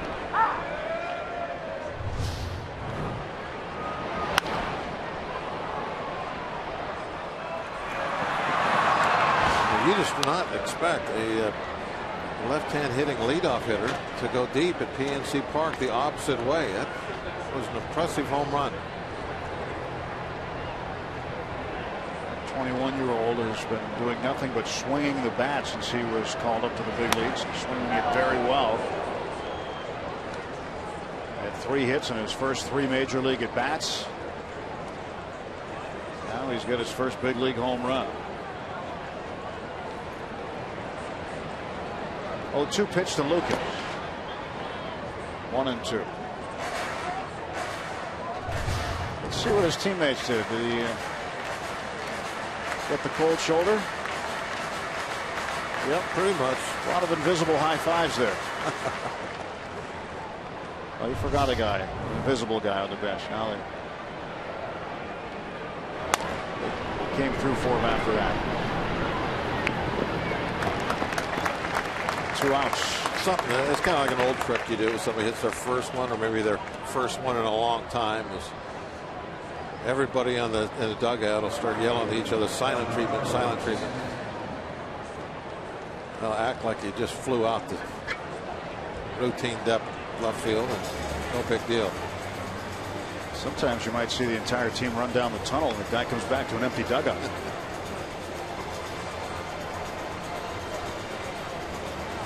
Garrett Cole, the 6th home run he has given up. It's Shark Week. Sharks hopefully will get some good work in here this afternoon. Pirate bats need to help them out. We knew it was going to be a tough game.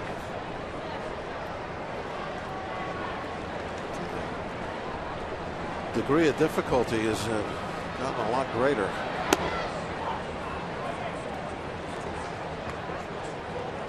Pirates didn't get a hit till the 3rd inning. Neil Walker had the first hit off of Fernandez. Eric Jones has had one, so just 2 hits for the Pirates. Pitch to Giancarlo Stanton. Fouled back. 2 outs, base is empty. It's a 1-2 count on Stanton, the right fielder.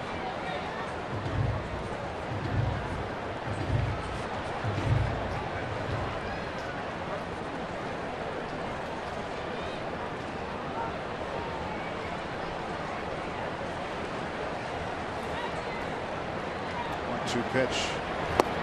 That one is low. Garrett Cole's 10 prior starts, he has given up 3 runs or fewer. So the first time in his big league career he's given up more than 3 in a game.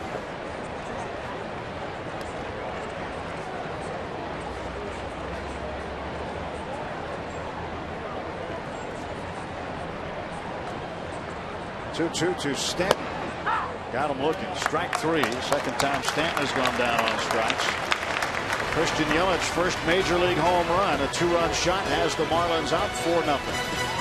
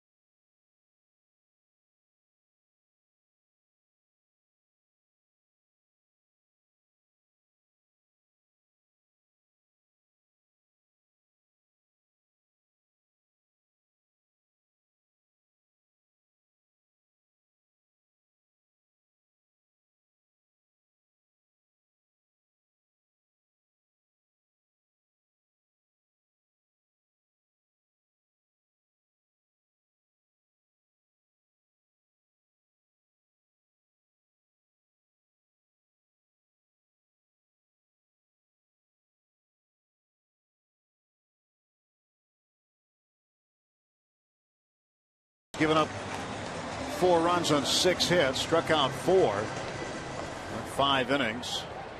Pirates down 4-0. So Cole will take a seat for the rest of the afternoon. Jose Tabata will pinch hit for him, and he takes ball 1 up high. Just not as sharp as we've seen him. There'll be some rough days in your career. Today is not exactly a disaster. 4 runs, but certainly not a good afternoon. And I think the thing that probably bothers Cole as much as anything is there's a lot of hoopla around this matchup. 2 young guys that are going to have tremendous careers. And so far, he's the one that came out on the short end of the stick.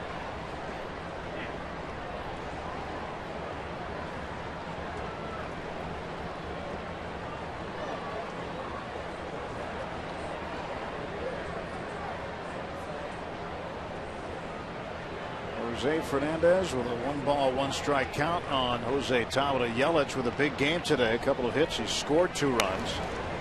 His first big league home run.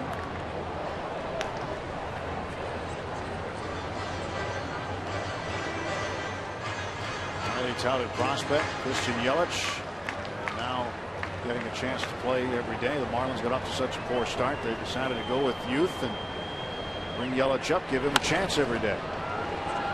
Lucas ground ball to second base, throws him out. Tabata's gone. Time for the whiff, brought to you by Head and Shoulders, now with Old Spice.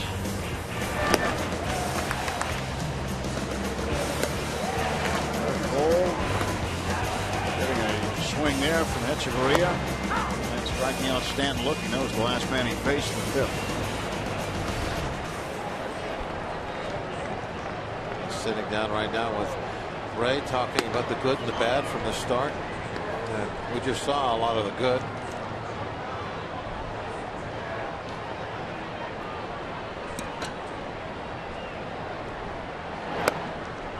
It's up high. Let's check in with Robbie downstairs. Guys, a second ago you showed Garrett Cole and all his strikeouts. I saw Jose Fernandez today walking into the ballpark. He goes, man, tell Cole not to throw me a breaking ball to strike me out, man. I'm going to return the favor today.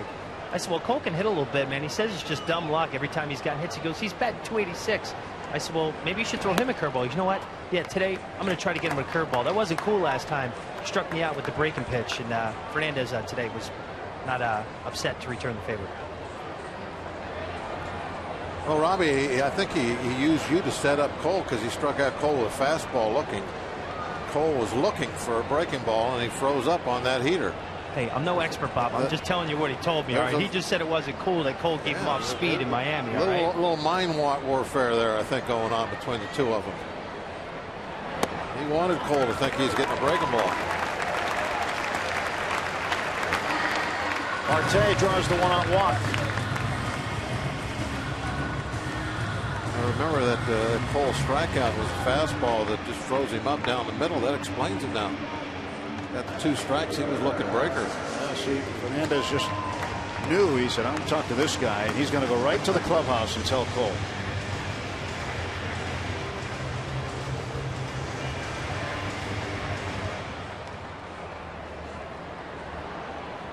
Alex Presley 0 for 1. Needs to get on here. 1 on and 1 out. And outside. Pirates have not had any threats at all, really. Jones was at second base in the second inning, and that's as far as the Pirate base runner has been this afternoon. Jeanmar Gomez loosening up. He will come in to replace Garrett Cole.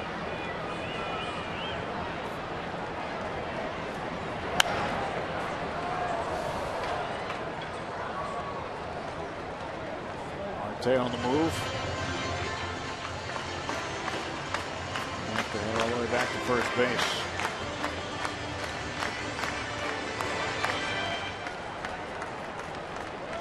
One thing that is happening in the Pirates' favor with Fernandez is they've done a pretty good job of getting him to throw a number of pitches. He's going to throw number 90 on this next pitch. He's never thrown over 108. He did that in his very last start. That's the most he's ever had. So should be able to get into that bullpen at least for the last couple innings. Get Fernandez out of the game just because of his pitch count. That's number 90. 54 strikes. He's a blowing on that finger again. Can have a hot spot. His afternoon is getting shorter by the pitch.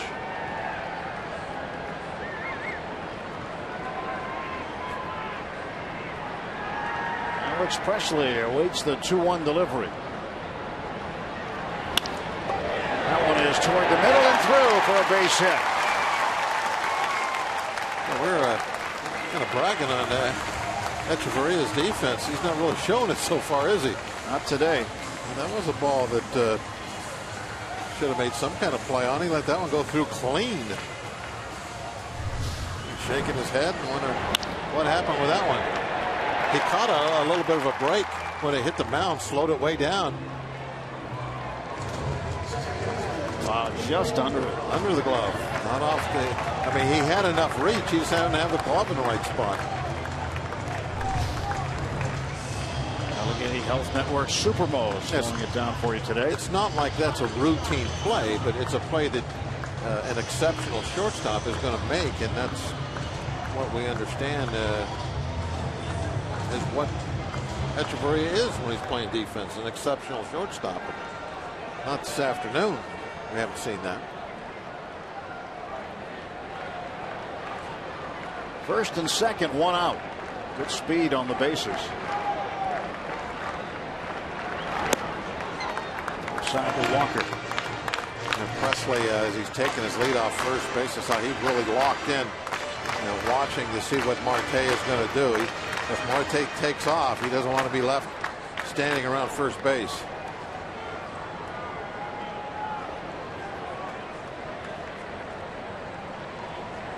Looking over at Marte right now.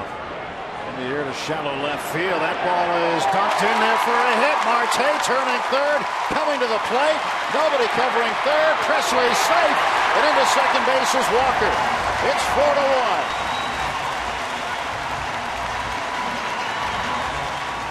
Heads up base running. Great job of base running by everybody. Marte reading that off the bat, knowing that it's not going to be caught, so he took off, might as well score on it. And then Presley, looking with his head up, reading everything, sees, hey, Fernandez, instead of going to third base, decided to stand out there in the middle and then run home. There's nobody at third. So not only does Presley move to third base, but now Walker can follow him. Two guys in scoring position.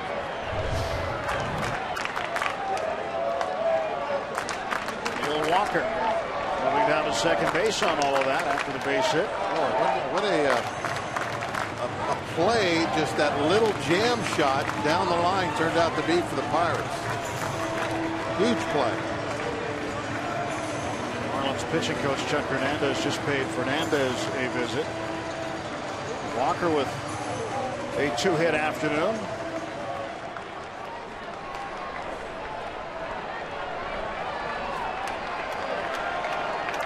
Marlins starting to get some activity going in the bullpen. Right-hander up, A.J. Ramos. Here's Alvarez at the plate. 1 out and 2 men in scoring position. Pitch to Pedro. Takes a strike.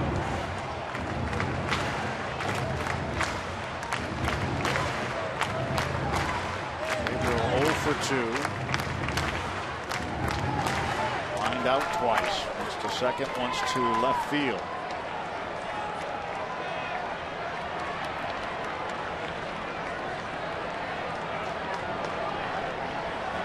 Here comes the 0-1. 1 ball and 1 strike.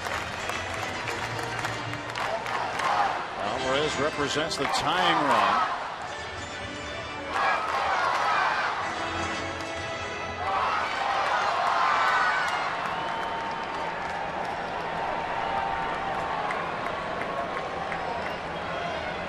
Pitch number 96 on the way. Most likely be the last inning. Right field, a base hit. Presley scores. Walker heading to the plate. The throw is in time to get him as Mathis holds onto the ball through the collision. RBI single for Alvarez. It's 4-2. Good throw by Stanton. Retires Walker at the plate. He's a very strong-armed outfielder, as you can see. Ball got home in an instant. Strong, accurate, one hopper, and Mathis plenty of time to set up the roadblock. Even had time to take a little look, catch the ball, and brace himself. Walker, everything he could do, he's going to be out by a bunch, so no use sliding. He's trying to knock that ball loose. Garrett Jones at the plate, 2 down. Pitch outside. The catcher will tell you just take the hit, just kind of fall back with it. Apparently is the most effective way. Trying to absorb the blow from a guy who's running full speed at you. Walker trying to jar the ball loose, and Mathis held on. It's very difficult to, when a catcher can set up like that to jar the ball loose. Ideally, you like it kind of, you're hitting him same time as the ball's hitting his glove. Then you have a better opportunity of getting that ball to go rolling off somewhere.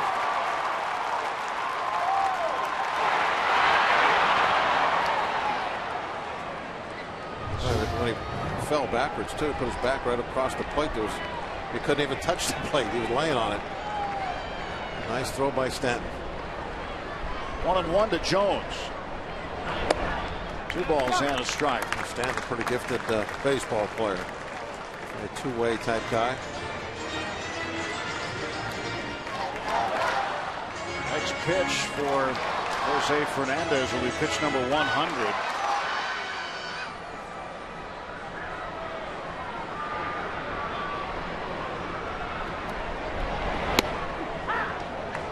Taken for strike 2.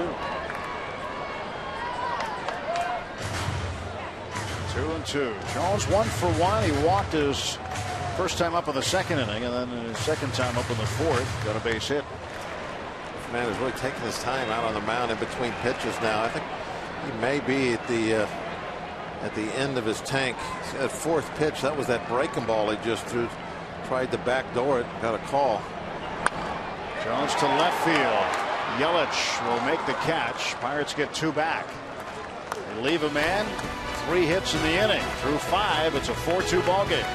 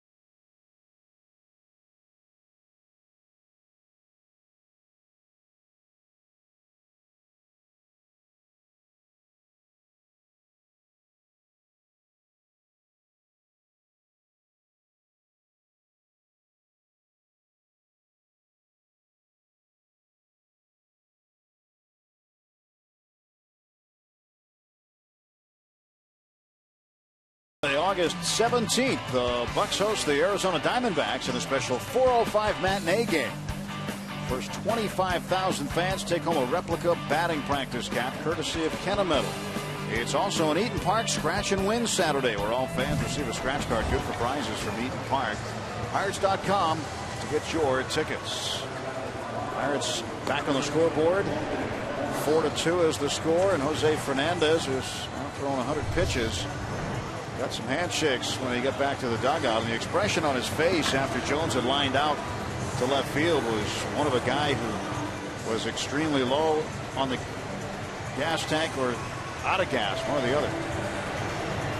Yeah, looks like he got a lot of good job today. Handshakes there. That pretty much to me means he's done. Jose Tabata remains in the ball game, and he will go to left field. And Janmar Gomez is the Pirates' new pitcher. Gomez been a jack of all trades for the Pirates as far as pitching this year. In the bullpen, out of the bullpen, did a great job as a starter for a while, back in the pen, and is now mainly used in these kind of situations, a long man. But really, to be honest with you, there hasn't been that many opportunities where you bring a long man into the game with the Pirates lately, and Janmar is not seeing a lot of action. He is usually down at the bottom of the tank.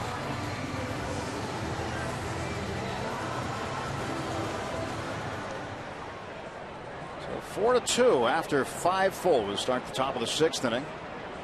Gomez facing the first baseman Logan Morrison. Morrison's 0 for 2.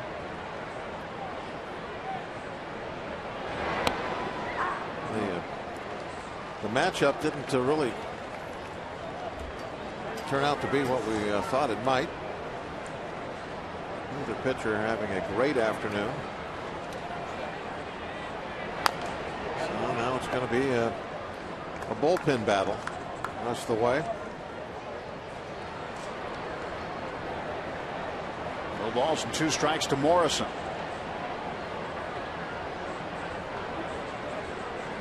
Last time out for Janmar was not a good outing. It was on the 1st of August against St. Louis. He gave up 7 runs, 5 of them earned.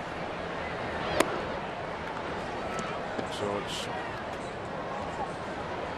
only better from here out for Gomez. Chances are very slim he's going to do that again.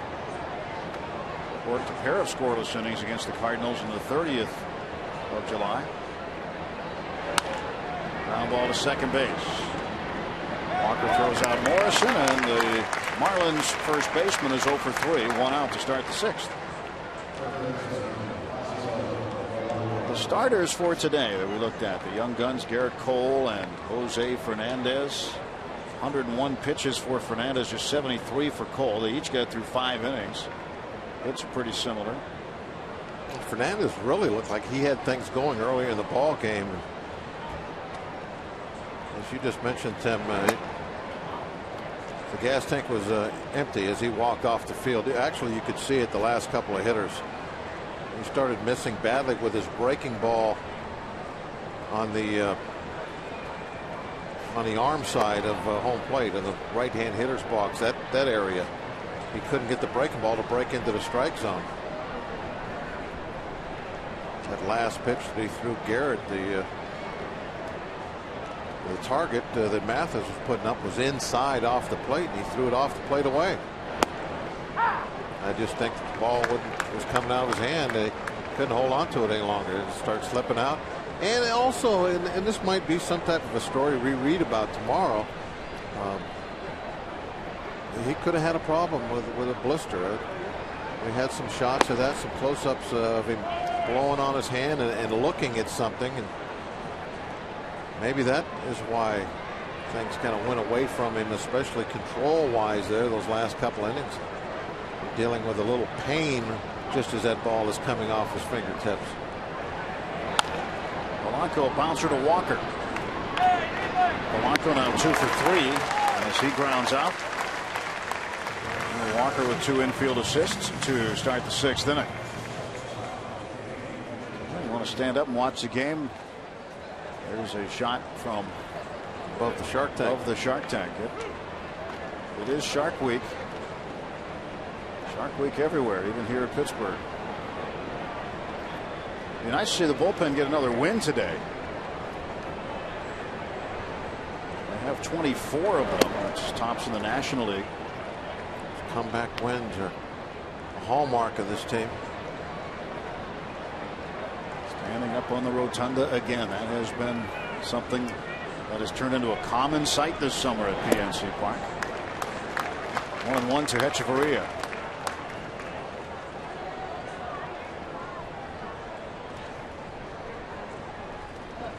You don't see the rotunda full that often for a day game. Midweek. But things are different around here now. Maybe on a Sunday, but crowds have been great this homestand. Not only big, they've been noisy, and all over the place. Making all kinds of signs like that one. It's got a bite taken out of it. Yep. Very creative. Hechavarria down on strikes. Good inning for Jeanmar Gomez. A good clean inning as he retires the Marlins in order.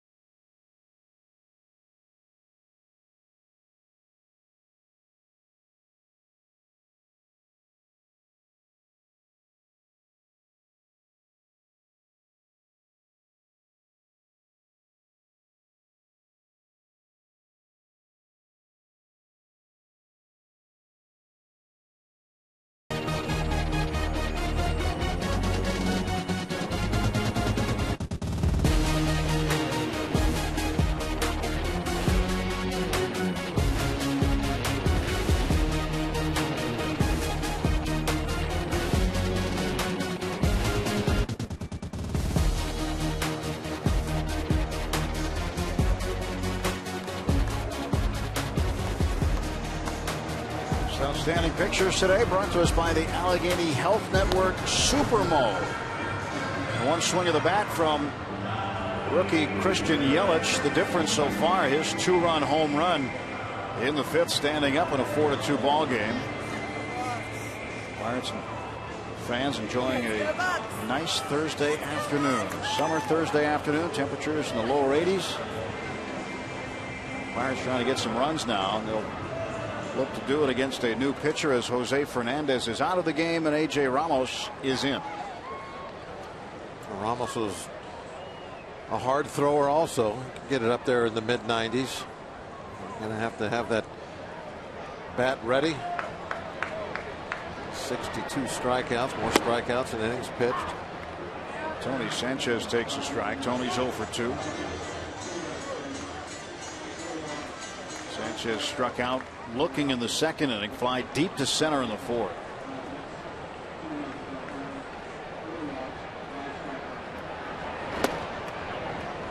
Ball and 1 strike. Ramos worked an inning last night in relief. Gave up a run on 2 hits. Walker doubled off of him. McCutchen singled off.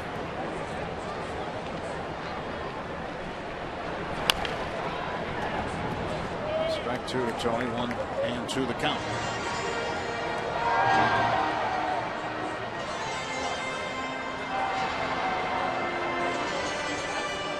Ramos has held right-handers to a 172 average. That's 4th in the majors, 2nd in the National League in that category. 1-2. High, 2 balls, 2 strikes. Texas Rangers starter Yu Darvish leads Major League Baseball, holding righties to a 149 clip. It's good to see the Rangers in Arlington in September.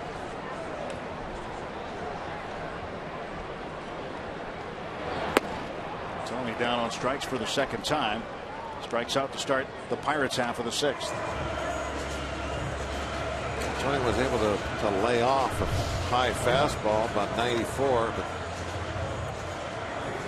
that hard breaking pitch just off the plate, a little sweep action to it. Too tempting.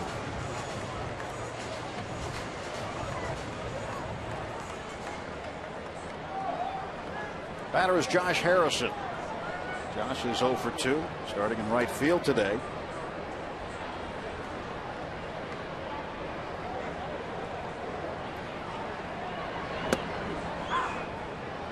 Call to him on a breaking ball. It's the pitch really that makes it so difficult for the right-handers to hit him. Hopefully we can raise that Jolly Roger at the end of the game.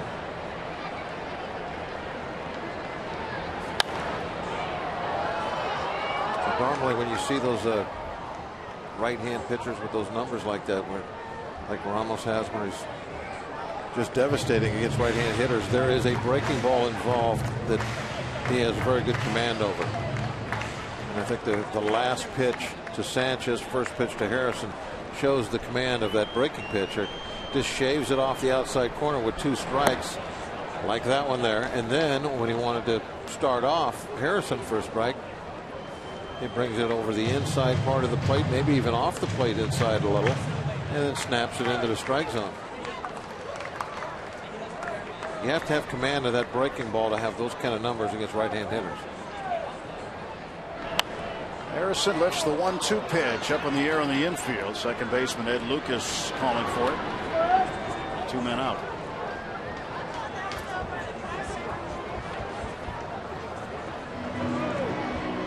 Bullpen ERA leaders in the National League. Pirates 285, Atlanta 240. Miami's 9th in the National League. 368 earned run average. Really the surprising number up there in the leaders is Milwaukee with a 295. Kind of expect everybody else that's on that list to be there.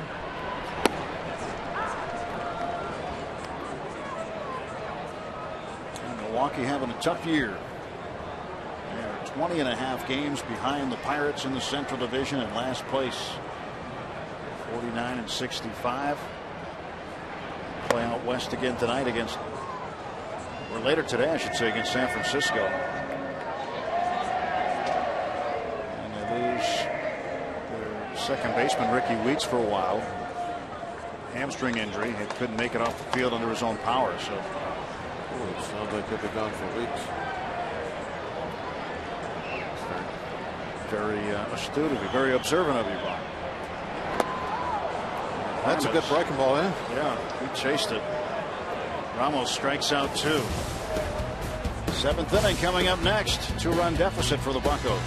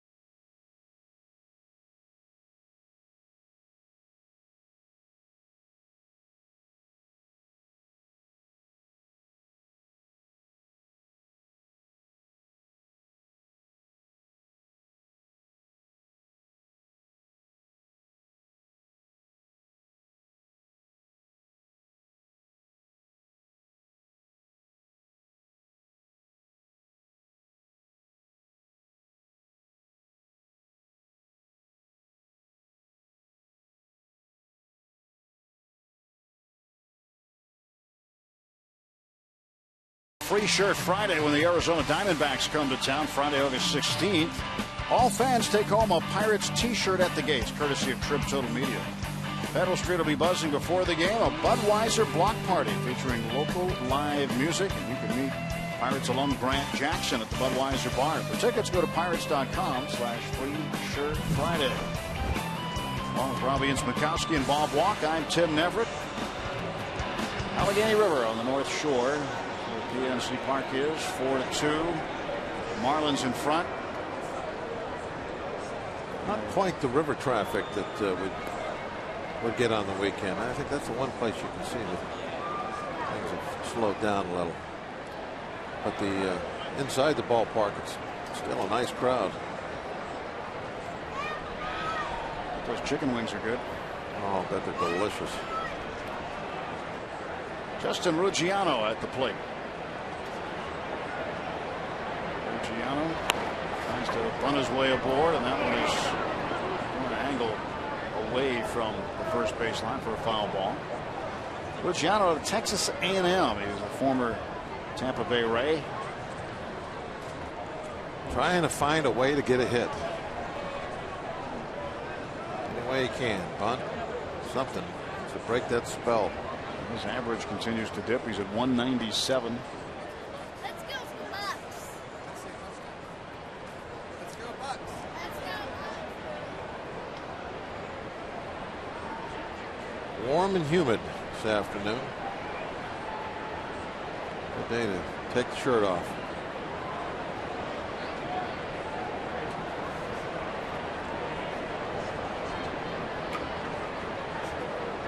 Here's the 0-1 pitch. That one is hit foul. Well, if it's such a good day to take your shirt off, Bob. Hot up here, we got the AC on. I think you're talking to Blas. Because Steve's done that before. I know. He's That's what I said. Is he talking to Blas? I've seen him do a game bare chested. Keep your shirt on. Or at least as bare chested as he can get. Luciano strikes out to start the inning. Second strikeout for Gomez. Get more of your Buccos tonight on a full hour of Inside Pirates baseball. First, check out the greatest Pittsburgh natives to ever don a Pirates jersey. 10 great Pirates from Pittsburgh. Then stay tuned for our weekly edition of Inside Pirates baseball as we take a look at Russell Martin's amazing season behind the plate, Francisco Liriano's stellar play on the mound, and a lot more. It's Inside Pirates baseball, presented by Allegheny Health Network, tonight at 10 on Root Sports.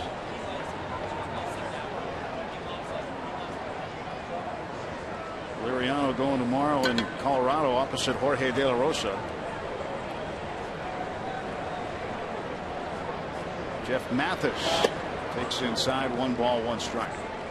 Liriano just keeps winning. If that continues, and right now everybody's talking comeback player of the year. You got to start talking Cy Young with him. ERA getting down. It's about to get into the ones. I think it easily end up with maybe not 20 wins. A little late for that, but he could win 16, 17 games. Unbelievable year for him, coming off that broken arm. This is trouble, and Mathis is aboard. That's a base hit for Jeff Mathis. Hard luck hit to give up for Gomez.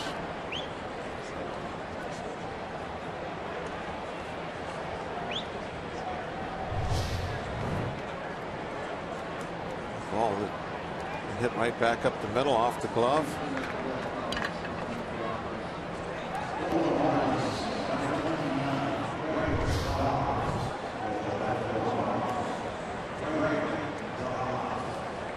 Marmon's having a little talk with Genmar about perhaps turning a double play here.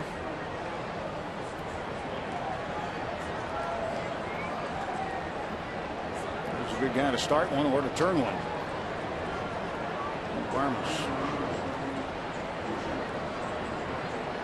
Well, Wandy Rodriguez still continues his return to pitch program, and tomorrow he is scheduled to throw a bullpen in Denver. Line drive right at Tavila for the out. 2 down. He is not quite ready to come back. It may not be for a couple of weeks still, but at least he's going to be throwing off a mound. Wandy getting closer to his return, and if you're going to just have a bullpen, that's where you want it. Streams, pine trees. Yeah, beautiful place. It's a beautiful place. It's like a national park. Yeah, that bullpen. It's the prettiest bullpen in baseball, without question. They have trout in that stream. Of course. I know you're a fisherman. Yeah, they've got trout out there. Why not? Whole ecosystem. No, they don't really have trout. Yelich has had a big day. His first major league home run in the 5th inning. Walked and scored in the 1st. Base hit in the 3rd inning. Nice block on that one. Talking about Wandy Rodriguez coming back. An update on James McDonald. Haven't heard about James in a while. Up into the chest protector. A changeup. McDonald's continuing his rehab in Florida. They're trying to build him up, and I think he may be able to go about 3 innings and 50 pitches his next time out. Left field, and Yelich is having himself a day. That's his 3rd hit.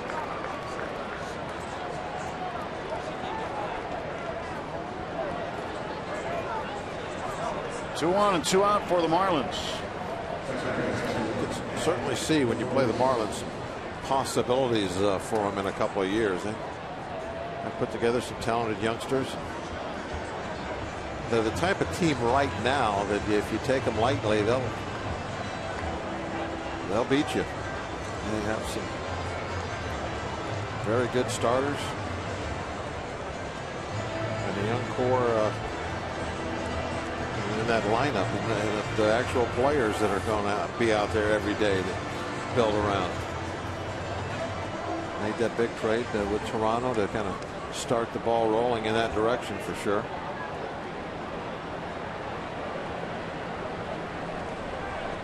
Runners at 1st and 2nd, 2 men out for Ed Lucas, the second baseman. Swing and a miss. Pirates are running out of outs to try to come back in this one. If they can come back, it'll be their 9th win on the homestand. They haven't had 9 wins on a homestand since 2005. They've already won this series, but looking to win the season series. Series is tied up at, I'll beg your pardon, 3-2. Pirates have the lead after the first 5 games. They'd like to not finish with a tie and pick up a sweep. All these things could happen, but they need to score some runs here late. Up in the air to left field. Tyler there. 2 hits. Nothing across. It is stretch time.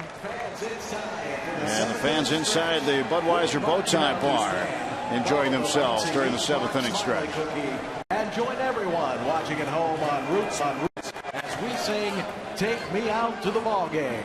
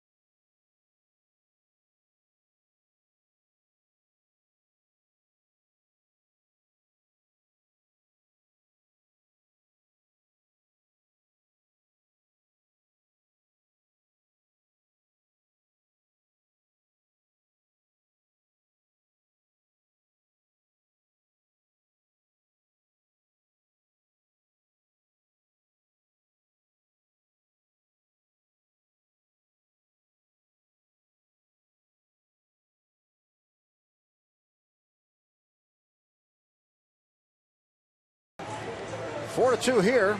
We get set for the bottom of the 7th inning. Pirates trying to get the offense going. It has been slow this afternoon. 2 runs on 5 hits. Looking to try to come back. It's going to be Chad Qualls. They were able to get him out of the game the other day with bases loaded and nobody out. Qualls' numbers, and it looked really good when he left the field, but Pirates did not score that inning. A strikeout and a double play, and Qualls did not get a loss or tagged with any runs. He had a little bit of an embarrassing moment, I guess, about a week, 10 days ago when he was leaving the field. They went to give kind of a fist pump and an exciting moment. Couldn't quite keep his feet. This might have been one of those, well, I meant to do that moments. And I've seen that quite a few times, but it's still fun to look at. And obviously, he's pretty embarrassed. The next day, the teammate put all the caution tape out there over top of the empty uniform. Man down, man down. All you can do at that point is laugh. And you can see that about what he did as he got to the dugout. Facing Jose Tabata now. Ball 1 to Jose.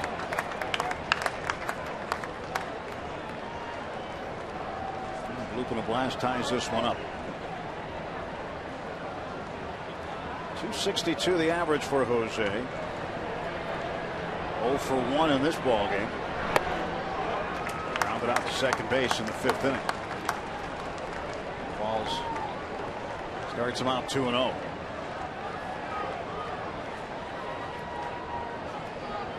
Qualls faced 3 batters in the 8th inning on Tuesday night.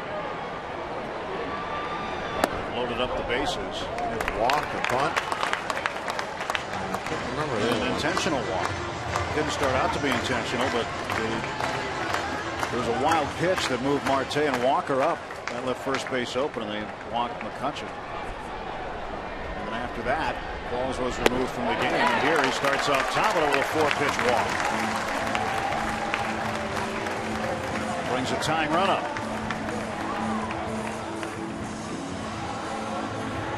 Looked like he didn't know what the count was after he threw ball 4. Looking up at the scoreboard and kind of questioning his catcher. Could be what that was about.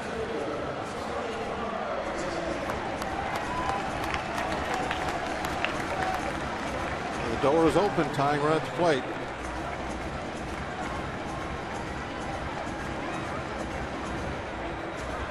I hate those leadoff walks when you're late in the game and you have that 2-run lead. You're doing the other team such a big favor. Ball 1 to Marte.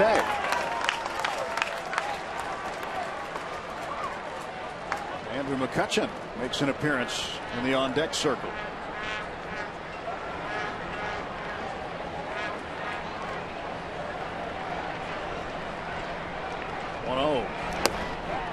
Strike call. Caught the corner.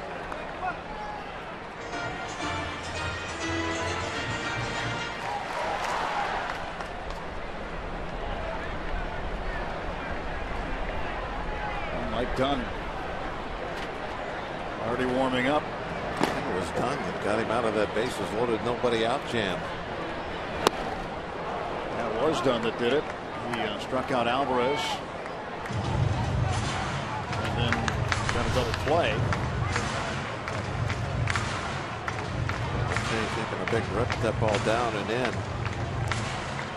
Right over the top of it. Good sink action on that fastball. 1-2 to Starling. Up the middle and a base hit. And the Pirates have a time on a board with nobody out.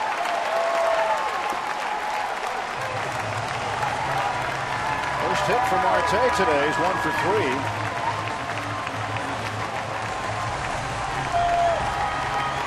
Listen to that crowd. McCutchen. He's had a big series. Off the wall on Tuesday night for a 2-run double. How about this catch that he made in the 7th inning off Echeverria? That was a game changer last night. Home run number 16. That was in the 4th inning. McCutchen did not start today due to a sore shoulder. When everybody realized he was walking up there, half the stadium standing on their feet. The MVP talk has started. Lorenzo McCutchen. That'll be a chant that we start hearing. Guarantee you. Pitch up high for a ball. So here's Vaughn Petrino. Sang the national anthem last night, so Andrew went out and hit her a home run. Here she is. Next to Lorenzo. Andrew at the plate with a .312 batting average. 2 on, nobody out. It's 2-0.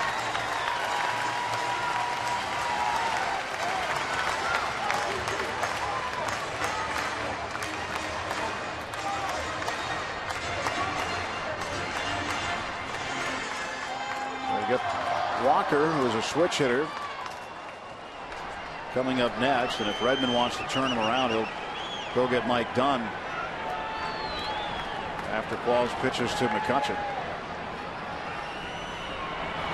And McCutchen belts it to left field. It's down for a base hit. And the bases are loaded with nobody out. Yeah, right where Qualls was the other night. They had to come and get him. If they'll do it again here. Pirates with a tying run in scoring position. McCutchen representing the go-ahead run at first. The ball right down the middle, and it was hit like it was right down the middle. Bullet to left. And you would think that they'll bring in Dunn here. They have Walker, Alvarez, and Jones. Want to spin Walker around. Alvarez, Jones, obviously left-hand hitters, although Jones will probably get pinch hit for. So 2 straight outings for Chad Qualls. He has faced 3 hitters and loaded the bases with nobody out. Deja vu all over again. Well, hopefully the result is better this time. The Pirates did not get a run the last time. That happened on Tuesday night. Hopefully it's a different fortune now, down by 2 runs in the 7th.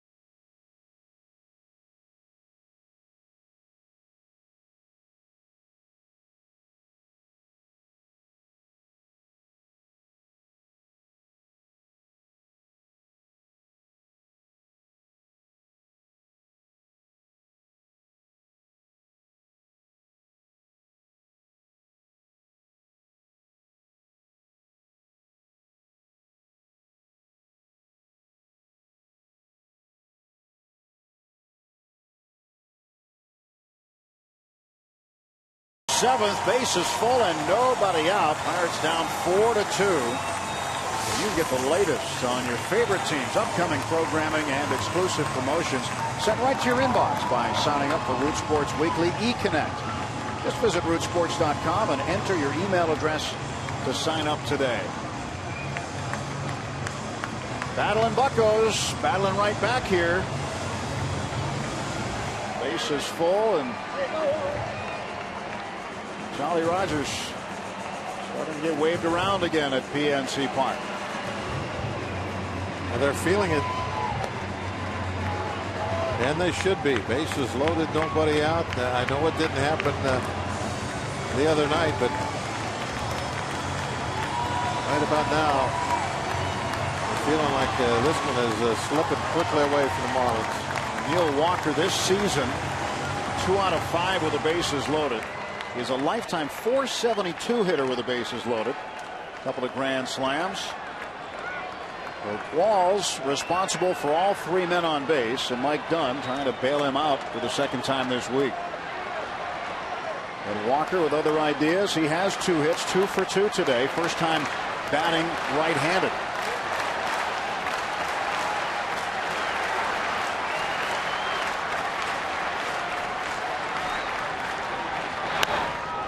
Strike 1 to Neal. At third base, Jose Tabata.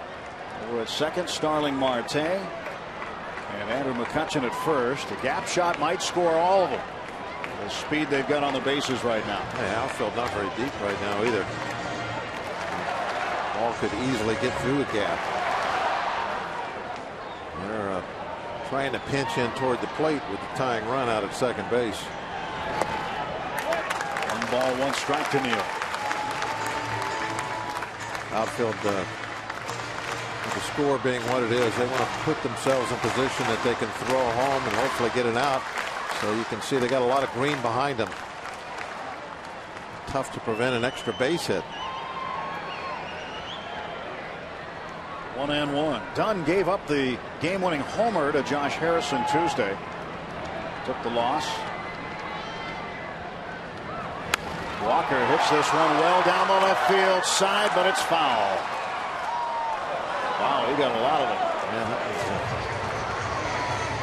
up off the club level.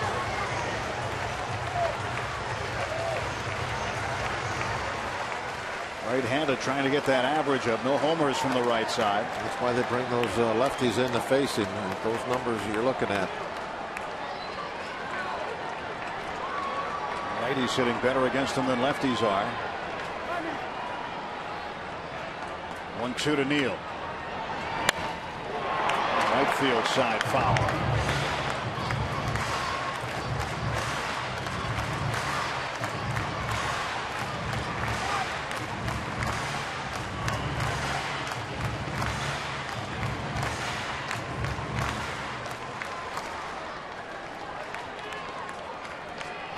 Got a Jolly Roger way up there. All the way to the back. That might have been Bob Uecker next year. With his shirt off? That was Blast. 1-2 pitch. Walker fouls it back again, this time in the upper deck.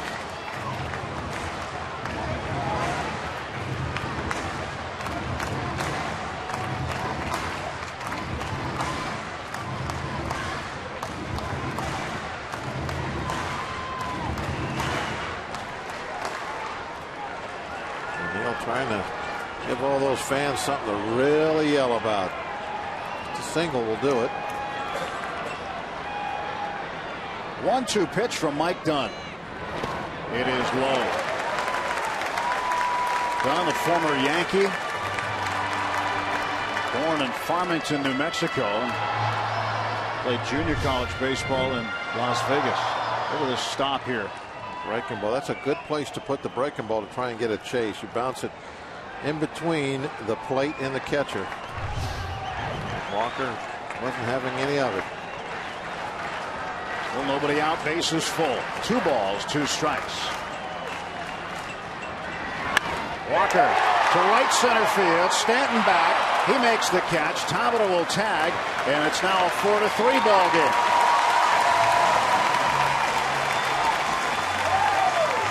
Walker gets the run in, his 32nd RBI. Hale did a pretty good job. Hit that fairly hard. Thought for a moment that it might carry a little bit further, but still far enough. Pulls the Pirates into just 1 run striking distance with that sac fly.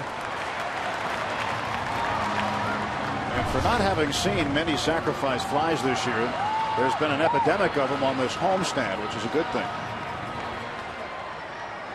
Getting that ball to the opposite field, getting it in the air. He wants to hit. Love that hairdo. Marte is the tying run. He's at second. And Alvarez at the plate. And the chance of let's go Pedro, which will be echoing here from now to the end of the season.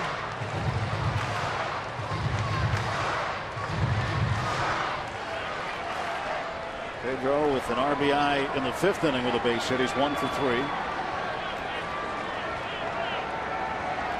Big opportunity for Alvarez with 1 out.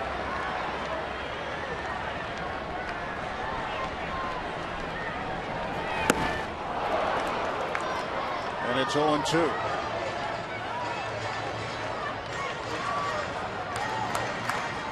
Dunn is very tough on lefties.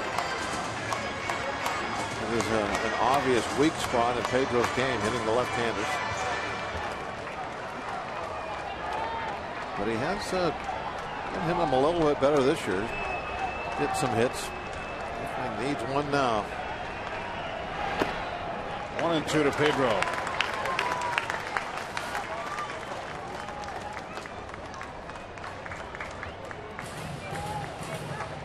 Hitting .213 against lefties. 3 of his 27 home runs have come off of the southpaw. Pedro has an RBI in 3 straight games, 4 of his last 5. He's got a big one out there at second base, an even bigger one at first. Inside, and it's 2-2 to Alvarez.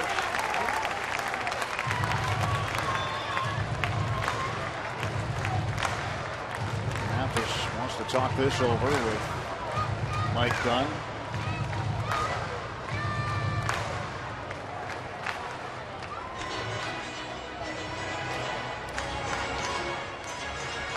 Right-hander ready in the bullpen for Miami. It's Ryan Webb. Depending on what happens here with Alvarez, you would think Webb would face Gabby. He is ready to go.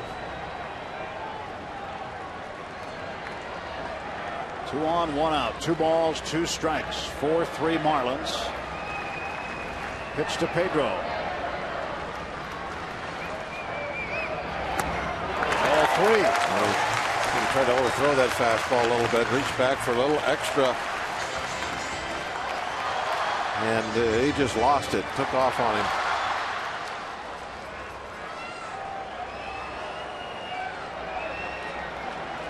Full count to Alvarez.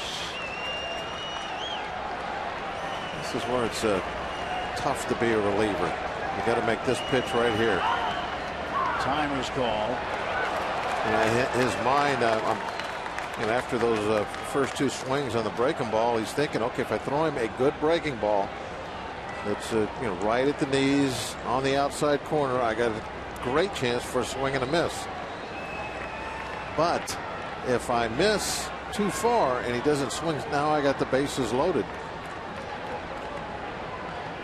And the game's on the line right here. 1-run ball game. It's late. It's not easy to come in out of the bullpen. You're always having to make these perfect pitches as opposed to a starter earlier in the game. He's got room for mistakes. Pedro rips this one down the right field side, foul. Wow, a line drive. And here's another thing you can do is you can take something off that breaking ball in order to control it better, to make sure you throw it for a strike. You don't want to risk going for the edge. So you do this. You hang one right down the middle. And that can also be a disaster. Pedro knew he hooked it. Runners ready to go. 3 balls, 2 strikes. And the payoff pitch from Mike Dunn. Inside, ball 4, and the bases are loaded again. A key at bat in this ball game as Dunn loses Alvarez and ends up walking him. Let's take a look at each pitch here. They start off in great shape, threw a couple of great breaking balls that we talked about, jumped ahead 0-2, and now he's trying to get that chase and he just couldn't do it. The pitch that put him in trouble was this one, the fastball upstairs, tried to overthrow it. Forced the hanger in this last one, actually strike 3, but he doesn't get the call. He put his hands up in the air, can't believe it.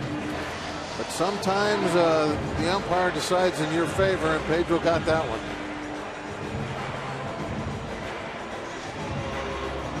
So now the tying run at third. The go-ahead run in scoring position and great speed there. Now Pedro behind him at first. And Gabby Sanchez will see Ryan Webb as Mike Redmond waited till Gabby was announced. Now he'll come out and take Mike Dunn out. Dunn faced 2, gave up a sacrifice fly. That run charged to Chad Qualls. Walked Alvarez. Last time Dunn faced Alvarez, he struck him out, but not today. Bases full, 1 out. Pirates threatening.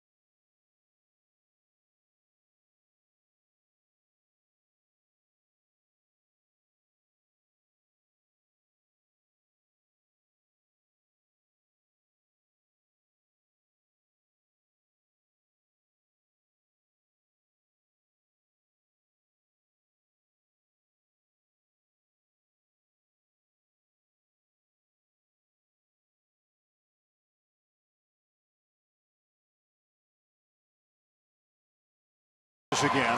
1 out. Pirates are run down. Look at the road ahead for the Pirates, brought to you by Nissan. Francisco Liriano against Jorge De La Rosa tomorrow night in Colorado. Saturday night, A.J. Burnett and Juan Nicasio. Chad Bettis gets the start Sunday afternoon against All-Star Jeff Locke. Coverage begins with Pirates pregame presented by Trib Total Media. And Mike Dunn yelling at the umpire. He's still upset about that last pitch that he threw and didn't get the call. What he is really upset about. He thought he had the strikeout. But now it's up to Webb, and Webb is pretty good at getting ground balls. That's what they're looking for right now. He's induced 8 ground ball double plays this year, which ties him for 3rd among National League relievers. Pirates trying to find a way to get Starling Marte home and even this game up. Bottom of the 7th. Pirates, by the way, have the most home wins in baseball with 40 and 20. 69 wins, looking for 70 today, trying to come all the way back. They're down 4-0. Now it's 4-3. Bases full, 1 out. Take another sac fly here. That would do it. Gabby Sanchez with a .241 average at the plate against Ryan Webb. Nothing on the ground. This one into the right center field area. Stanton there. He makes the catch. Here comes Marte. And Marte will score and tie up the ball game. There's a sac fly. Nothing on the ground. Go the other way. Get it in the air. Really looks like a simple thing when you see it done so consistently. As we've seen on this homestand. How many times you see guys, they go up there, they try to pull, and they roll their wrists, they hit that ground ball. But not this time. Gabby really just going all the way the other direction. He was committed to it. Did not want to hit the ball on the ground. Didn't want to hit to a double play. Had to get the ball to the outfield. Mike Dunn still fuming. He's wearing out a path in the Marlins dugout. That run charged to Chad Qualls. Qualls responsible for the 2. Dunn probably still get thrown out of this game by the umpire. Tony Sanchez looking for his first hit today. Foul tips it into the glove of Mathis. He's definitely stewing right now.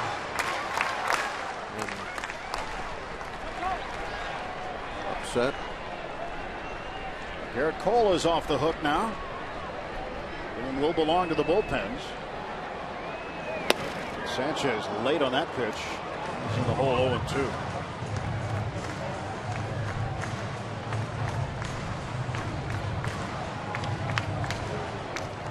Tony Sanchez against Ryan Webb here in the bottom of the 7th inning. 4-4. That's the score.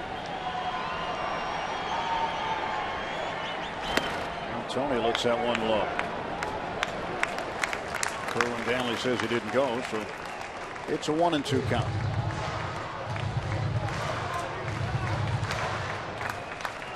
Wall's still responsible for McCutchen at second base. And Dunn responsible for Alvarez at first. Gabby Sanchez with a sacrifice fly, second one of the inning.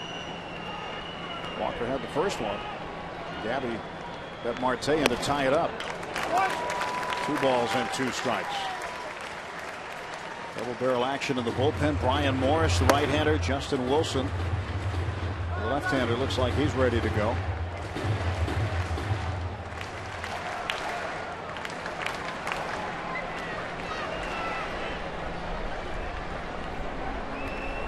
A 2-2 to Tony Sanchez. Ground ball towards short. Bobbles it. Safe at second. Everybody's safe. Echeverria with a slight bobble. Good hustle by Alvarez to get to second. And the throw to Lucas too late. And no force out there. And the bases loaded for Josh Harrison. Echeverria having a poor day with the glove.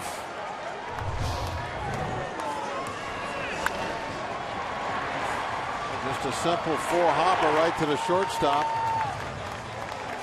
Gabby getting the good break off, or excuse me, not Gabby, Pedro getting a good break off of first base because runners at second and first, nobody's holding him on. So he gets a great secondary lead. He's going to get to second a little bit quicker than normal. Harrison ground ball to third. Handled by the veteran Polanco. He steps on the bag and ends the Pirate threat. Buccos leave him loaded, but they get two and tie it up at 4 as we go to the 8th.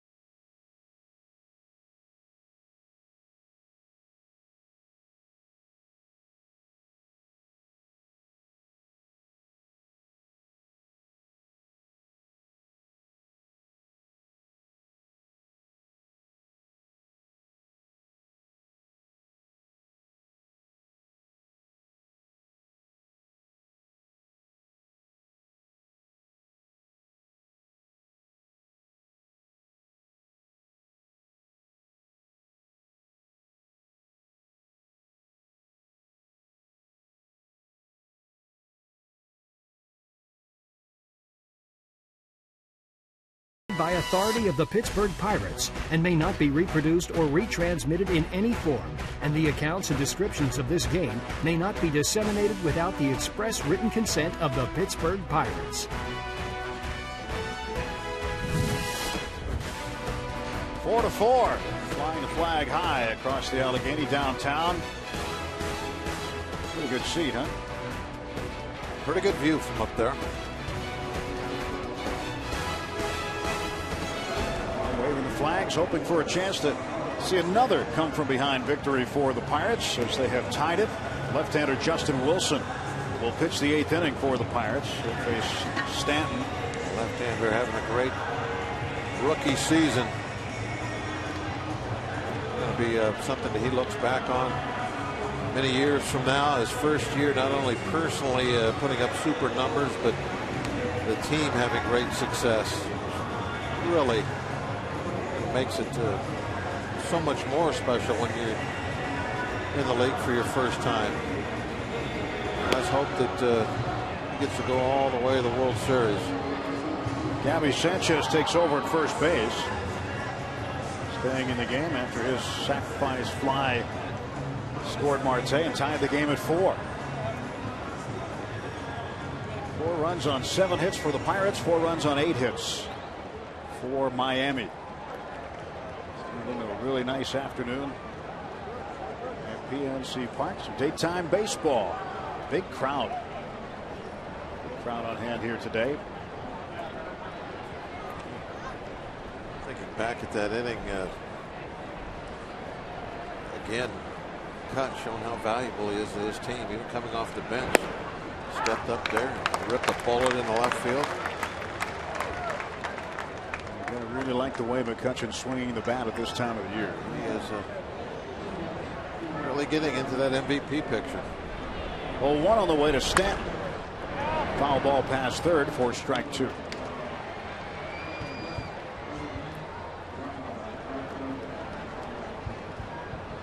So this one up for grabs in terms of who gets the win out of the bullpen. Somebody with a bat is going to decide it. 0-2 to Stanton. 1 ball and 2 strikes. 98-mile-an-hour fastball from Justin Wilson. Well, McCutchen had a relatively quick afternoon, but effective. It was a bullet. He hit the left.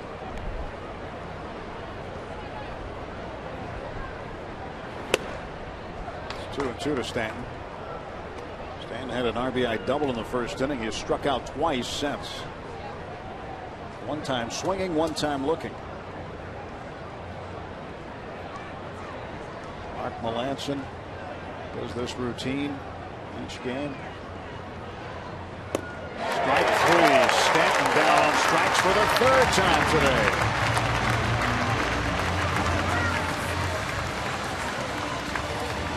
Tank. Hunting for another win. Look at the speed on this one, Bob. Pretty quick. I remember back in April, first couple of times Wilson came in and he was throwing the ball 97. I was like, wow, this guy's got this unbelievable arm. But didn't know then that was just the tip of the iceberg. He's hit triple digits. There's some power arms in that Pirate bullpen. You knew his dad, didn't you? I played baseball against him in the minor leagues back in the 70s, late 70s. Came up and he was a third baseman in the Red Sox organization back in 77, 78.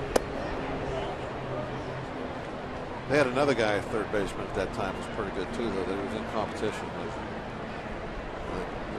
Boggs, I think was his name. Wade Boggs. Yeah.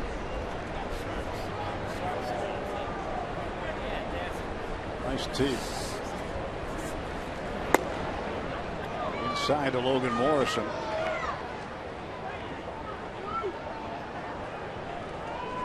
Two balls and one strike.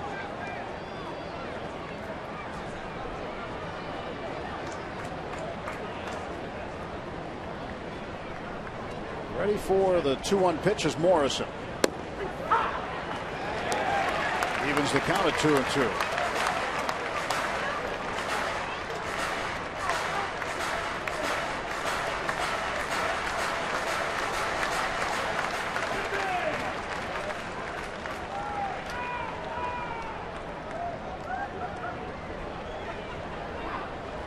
Two delivery. In the air to left field, playable for Tabata. 2 down. Just get the sense there's a momentum shift in this ball game. Oh, big momentum shift. I could feel it when, basically when Fernandez started sputtering back in the 5th inning. And I'm sure in that Marlin bullpen, or not in the bullpen, but in the dugout, they were thinking, uh-oh, our big right-hander is running out of petrol. Bullpen going to have to cover a lot of innings. Placido Polanco 2 for 3 today. He's also driven in a run.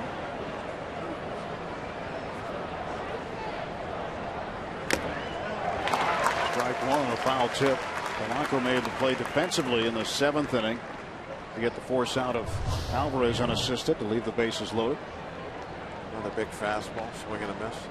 And I'm not sure about the opposing players, but I know at least a couple of opposing managers that they don't have a lot of confidence in beating this Pirate bullpen. And they don't want to get in these kind of games where to win, they're going to have to put an L on those guys. And that is not a high percentage move. Just dripping with saliva, waiting to get into action. Shark Tank. Well, the only bullpen that has more wins this season is Toronto's. They have 25. Pirates lead all National League teams with 41 saves. Plenty of signs for any occasion. See that? And a 2-2 pitch to Polanco. Like a full 3-2. Little scoreboard operator with all the numbers. Whatever he had to hang up. Takes a long time to come up with. Look at all the signs in the back. I got one there for every reliever. True fan. Walked it. Got the velocity up there again. Location not there. Wiley, veteran, making him get in that strike zone. Blanco's seen plenty of good fastballs in his day. And now Wilson will face the Marlins shortstop, Danny Echeverria.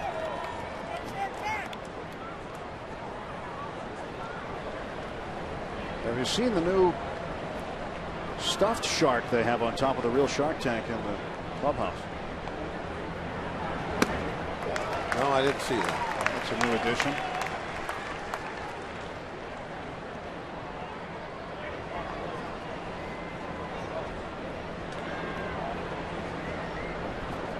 Nothing in one to Echeverria. He's 0 for 3. Right side, a base hit. And Polanco will head to third. And now with 2 outs, the Marlins have the go-ahead run 90 feet away. Echeverria's first hit today. No, I should have been knocking on wood when I was talking about the putting an L on the bullpen is very difficult to do. And a walk and a hit since I brought that up. But Polanco was going to go to third no matter what. The little bobble out there didn't mean much. Fastball up and away. Maria lining it the other way, trying to make up for some poor plays out on defense this afternoon.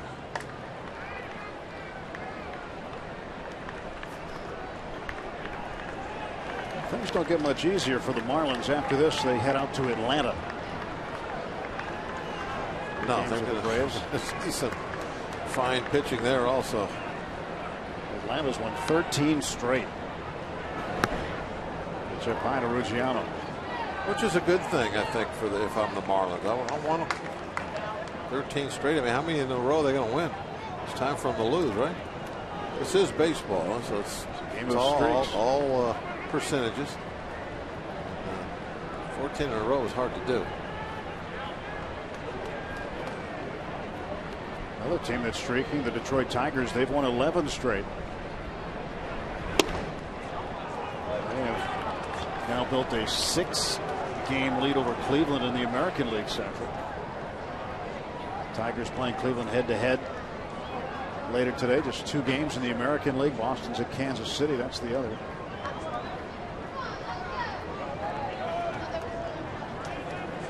Wilson taking a little timeout behind the mound, gather his thoughts. We're going very well just a couple minutes ago. And now not going so well for Justin Wilson as he is a pitch away from loading up the bases. He's having a hard time finding the strike zone suddenly. Got the walk, the Polanco, and then the pitch that Echeverria hit was up and away. Oh, for his last 38 is Ruggiano. And for Wilson, he's got to try to come get him here. And he's walked him on 4 pitches.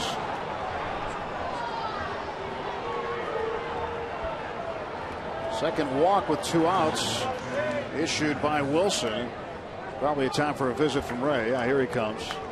And the Pirates need to get somebody back up.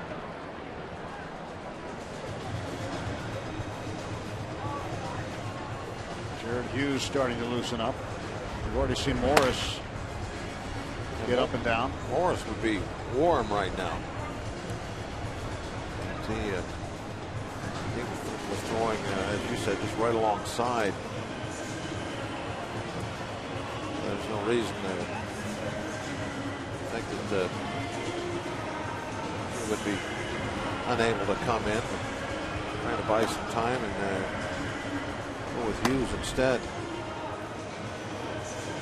He takes the slow walk back to the third base dugout. So 2 quick outs in the top of the 8th inning. A strikeout of Stanton, the 3-hitter. Got Morrison to fly to Tabata in left field.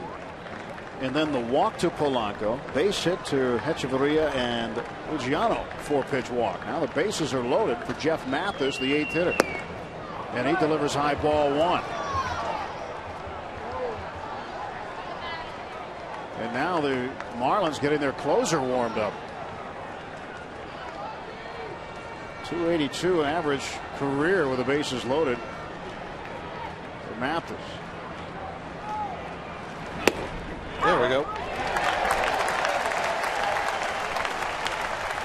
Now Wilson's found the strike zone. Thank you. All right, now work off that. 2 more in there. There we go. A little painting there. Bruno Mas. This will be the 26th pitch of the inning for Justin Wilson. Bases loaded, 2 outs, a 4-4 game.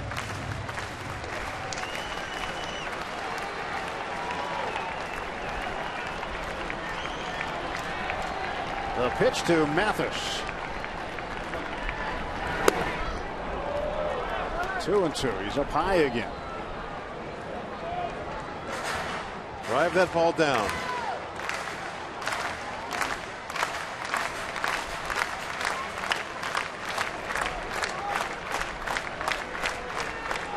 Two balls, 2 strikes. Think like you're just going to reach out and place it in that glove. Wilson's 2-2 pitch to Mathis. There we go. Popped him up. Good extension on that fastball. And Harrison will make the catch and fall down, and the Marlins leave him loaded. Good little Harry for Justin Wilson with 2 outs, but the Buccos survive. 4-4 to the bottom of the 8th.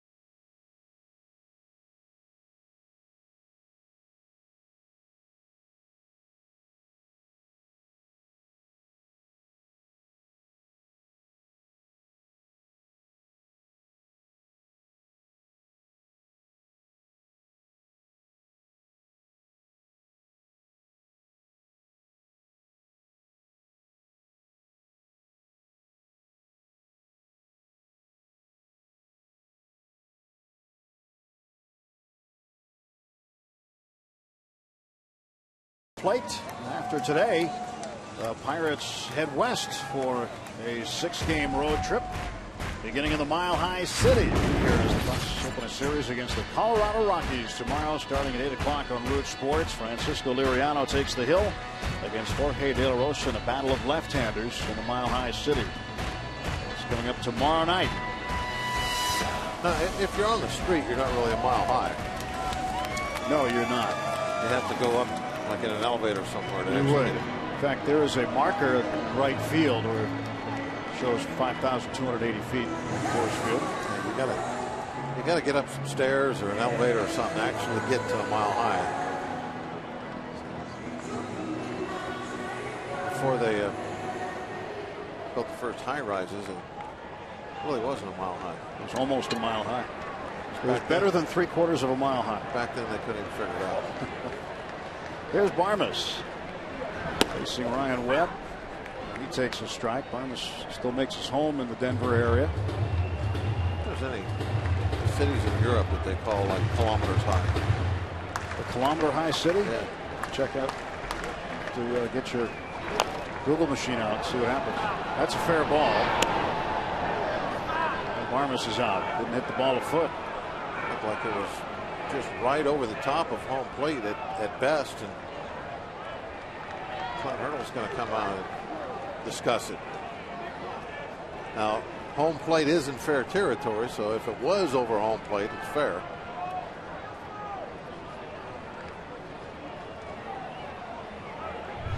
Let's take a look on the Allegheny Health Network Super Bowl.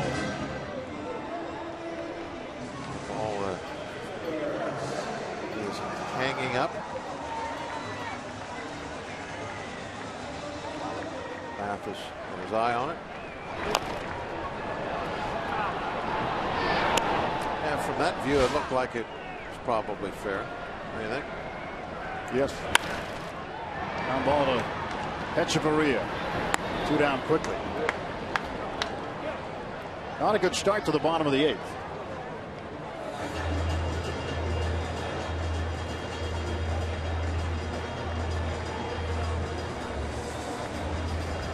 Ryan Webb came in, kind of put out the fire a little bit. It was started by Qualls and Dunn in the 7th inning.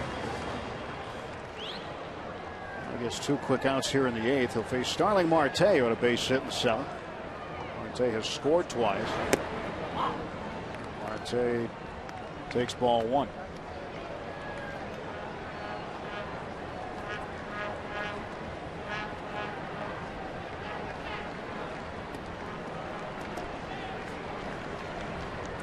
One-0 pitch. Another base hit for Marte. 2-out single. He's got a multi-hit game. Absolute steal situation.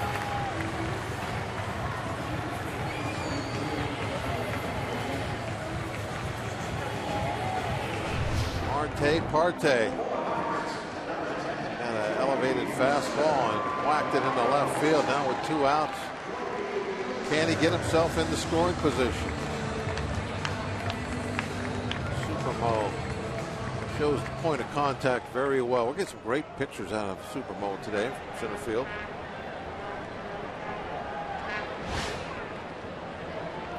Jordy Mercer will hit in the pitcher's spot.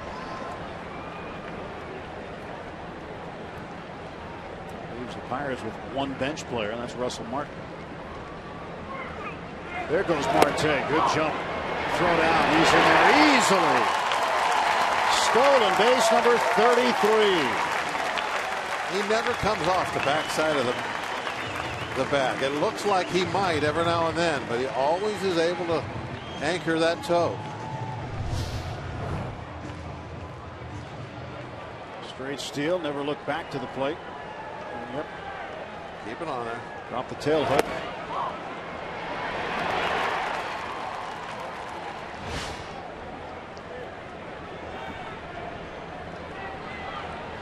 Pitch to Mercer. 2 balls, no strikes. Slow it down for you. He beats it easily. The hands there, plenty of time. The momentum just keeps him carrying right over the top of the bag.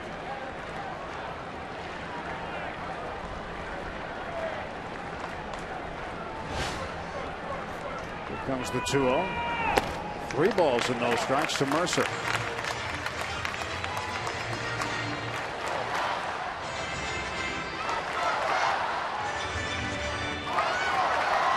77 for Jordy. The 69th game he's appeared in. Outfield very shallow right now.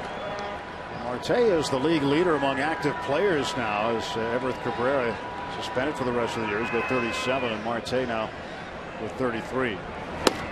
3-1 to Mercer. It's just a matter of time before he passes Cabrera.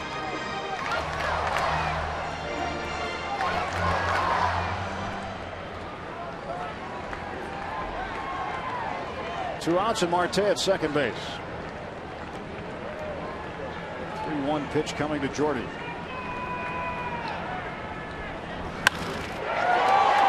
going to hang up in center field, and Luciano, who is playing shallow anyway, able to make the catch. We'll go to the 9th, 4-4.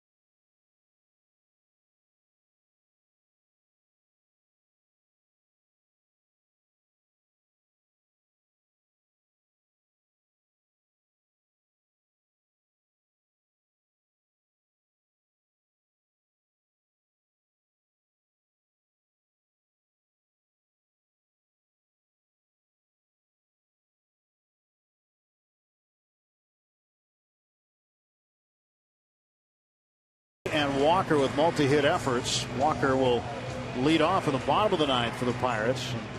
From the cleanup spot on down, no hits. So the Pirates hoping they can do something in the bottom of the 9th inning. In a 4-4 ball game, top of the 9th. It'll be 9-1 and 2. Coming up for the Marlins to face right-hander Mark Melancon. What a year, huh? Look at that. 0.84. Lowest ERA in the league. He's given up just 1 run over his last 23 games, going back to the 7th of June. Melancon picked up the save last night, facing 3 hitters in the 9th inning.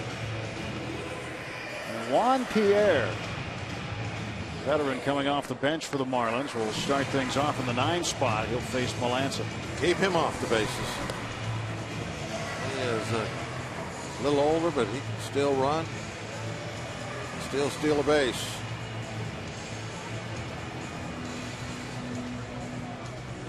He's also one of the better bunters for base hits you're going to run across.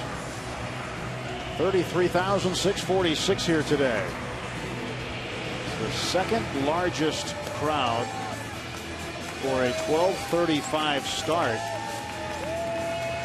on a weekday in the history of PNC Park. Last year's crowd on the 25th of July against the Cubs, the only one better. 33,646.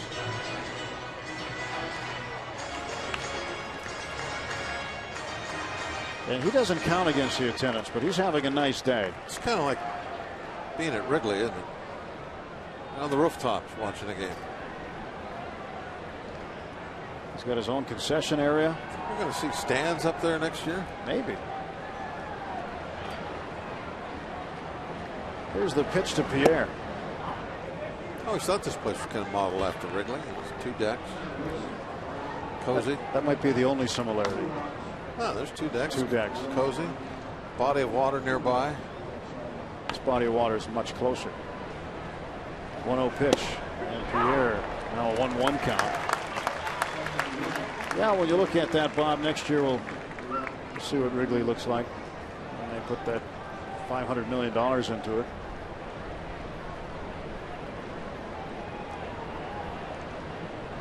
One pitch.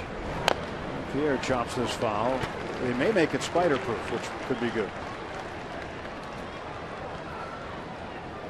Yeah, I think they budgeted an extra $1 million for that. They're going to spend twice as much money on renovations than PNC cost to build from flat ground. They're going to have to work fast, too, I guess, to do it before the season starts. 1-2. Ground ball right at Gabby Sanchez, and Gabby wins the foot race. 1 out. Not going to win a lot of foot races with Juan Pierre, but that's one Gabby could win. They had to play a tough hop, too. Kind of almost caught him in between. Have to come up. That ball gets over his shoulder. It's down toward the corner. Gabby goes in an awful lot in this type of time of the game anyway for defense. You just saw why. He's good with the glove.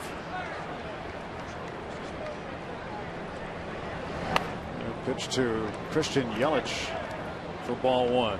Pirates need to find a way to get this guy out. They haven't gotten him out all afternoon. He's 3 for 3 with a walk. Scored 2 runs, hit his first major league home run in the 5th. Raised his average up to 323. Yes, he went, says Vic Carapazza.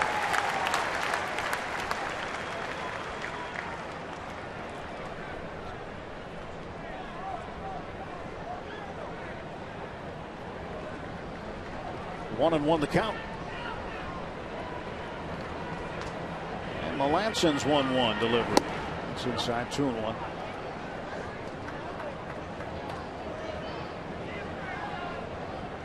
Important game to be played tonight outside of Pittsburgh. It's in St. Louis. The Cardinals and Dodgers wrapping up that series. Dodgers pounding the Cardinals last night. 3-1. Put 13 runs on them.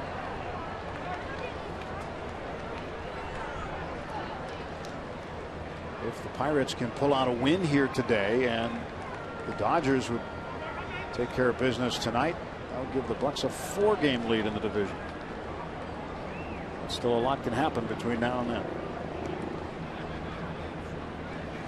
Swing and a miss by Yelich. One game completed today. The Mets defeated the Rockies 2-1 in New York. So the Rockies headed back to Denver. And we'll start the series with the Pirates tomorrow night. They've got a head start on us. They're going to beat us now. Yeah, they will. Strike 3. Melancon got him. 2 outs for the Marlins in the 9th.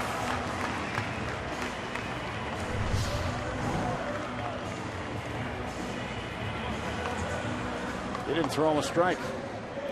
Yet he struck him out. Well, that's, we're talking about a young guy here, but the veteran hitters have been swinging at that same pitch all year long, chasing that cutter down and in, right over the top of it. Now Melancon to face the second baseman, Ed Lucas. Lucas is 0 for 4.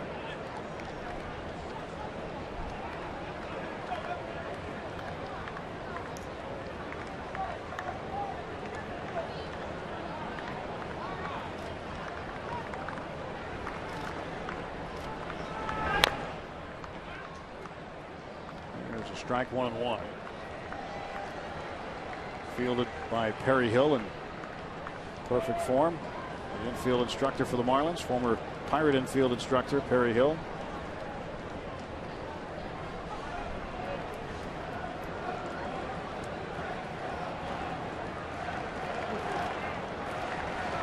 One pitch. Just inside. And trying to get that inside corner. Mark them out.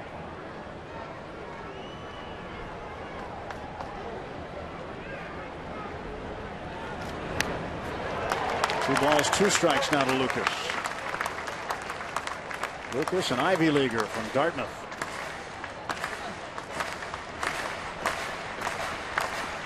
And when he faced the Washington Nationals, he got to face Ross Ollendorf, another Ivy Leaguer from Princeton. Those two played against one another in college. Got to renew acquaintances on the big league field. 2-2 pitch. full to Lucas. Can't get him to chase after anything. Inside, upstairs, down and away, taking everything. You have to throw him a strike. And lurking on deck, Giancarlo Stanton. Payoff pitch to Lucas. Struck him out. Of course, he didn't have to throw him a strike. Got Lucas to chase one. 3 up and 3 down in the top half of the 9th inning. Neil Walker will lead off for the Pirates in the bottom of the 9th with a game tied at 4.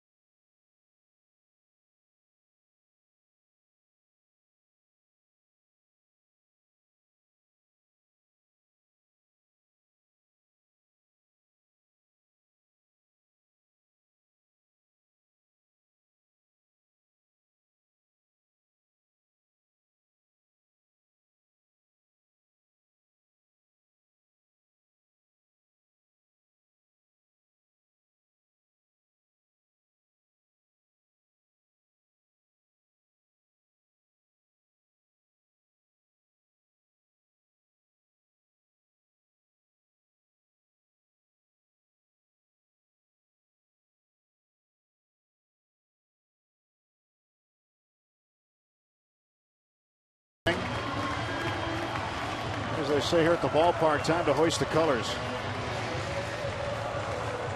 Battling Bucks battled back from a 4-0 deficit, tied it up in the 7th inning.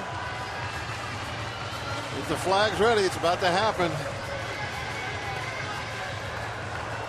The Rogers are about to be jolly. They're all over this ballpark. Such a cool sight. Nothing like it in the game right now.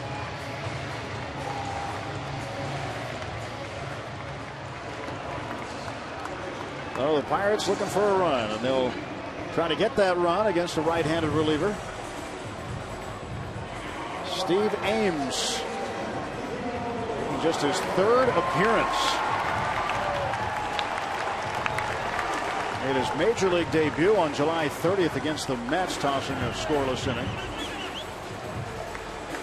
Called up on July 28th from AAA New Orleans. Just his 3rd big league appearance. Stephen Ames comes in. He'll face Neil Walker, Pedro Alvarez, and Gabby Sanchez. 3, 4, and 5 in the Pirates order. Tie game, bottom of the 9th inning. First pitch right in there for a strike. All right, we got to build an inning. Leadoff man aboard. Walker's 2 for 2 today. Behind in the count, 0-2 to Ames. Best play is always a leadoff double, but outfield trying to prevent that. They're back everywhere, even the left. They do not want to give up extra bases. Way back. In the dirt, 1-2. You couldn't even see Stanton in that shot. No.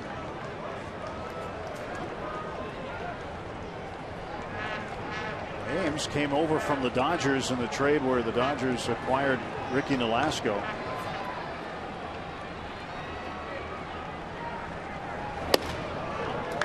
Two balls, 2 strikes. Walker, over his last dozen games, is hitting .381. 6 doubles and a home run. But Parrott and his friends are praying for a run here. 2-2. Walker Base hit. Winning runs on. Leadoff single for Walker's. Got 3 hits today. First building block is now in place.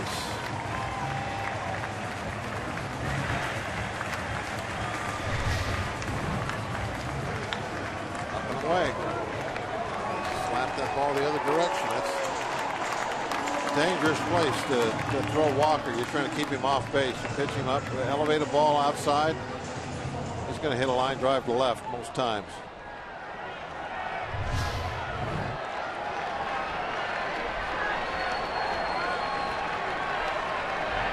The guy they need to get in is Neil Walker in a 4-4 game with a chance of Let's Go Pedro starting again.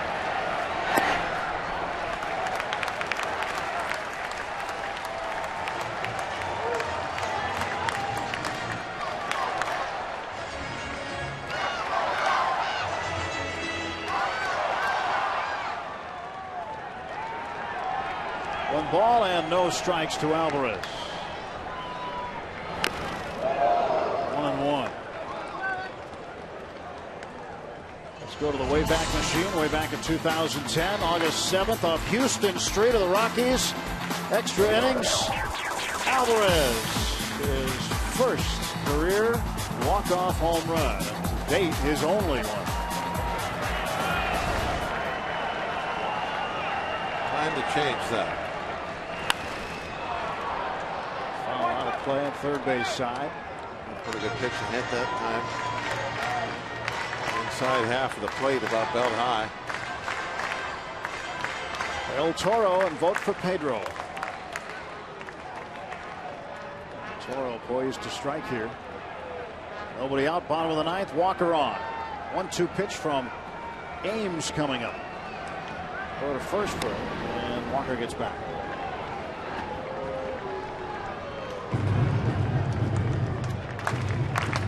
Neal has 1 stolen base. He's been thrown out twice, in case you're wondering. He's going to be anchored close to first. Pedro hammers it down the right field line, and he hooked it. Second one today he's put over there.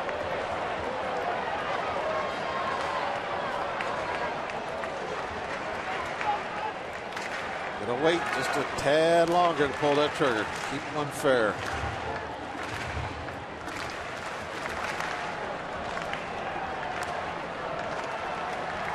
One ball, 2 strikes, and again the pitch coming to Pedro.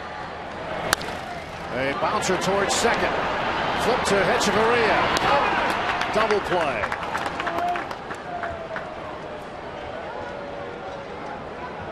Two men out now in the ninth.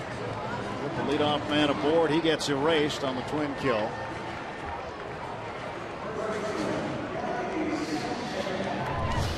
This is the one thing you're trying to avoid, was that ground ball that they could turn into a double play.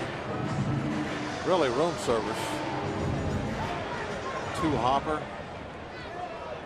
Right towards second base.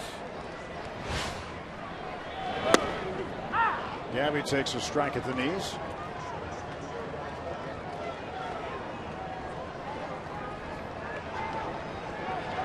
One to Sanchez. Drove in a run with a sacrifice fly in the 7th.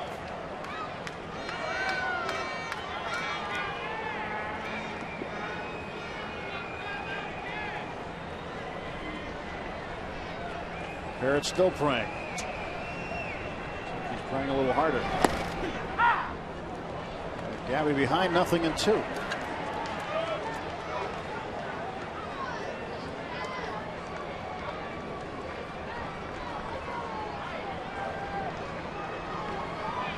Oh, 2 pitch. 1-2 now.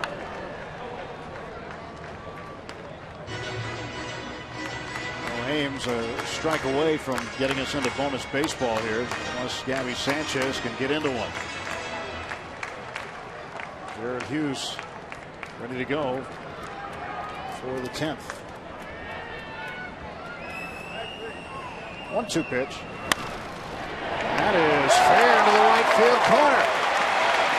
Sanchez heading for second base, and he is in safely with a double. The winning run is in scoring position.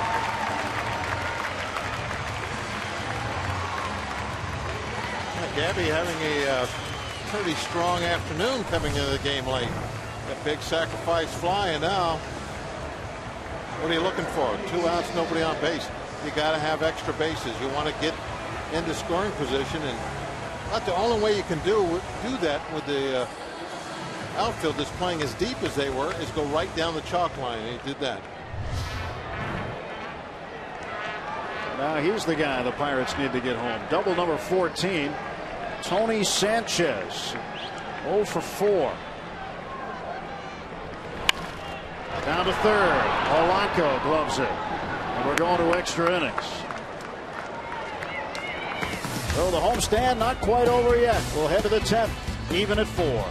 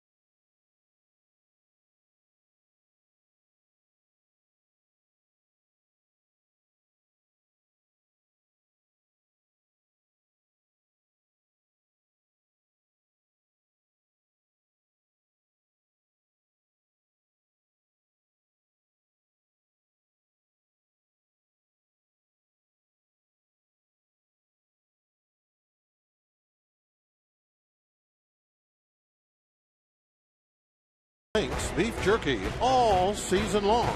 Jack Link's Beef Jerky, feed your wild side. Your record's pretty good when you read the Jack Link's line. I've been trying to use my announcer voice. Good. That's what I got. Top of the 10th inning. 4-4. Pirates are 8-5 in extra innings games this year. We're going to need some beef jerky here soon. Get a couple runs. Or some fried fish. That'll be good. Something. Getting hungry.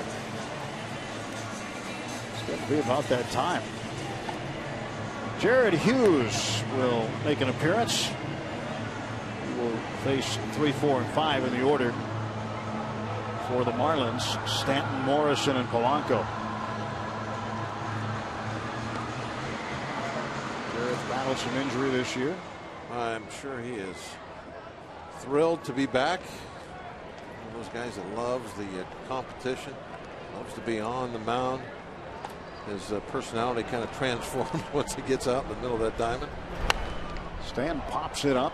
That is fouled back and into the seats. Strike one to Stanton. Stanton has struck out 3 times today. He did register a double in the first inning and scored a run. Marlins went up 2-0 in the first.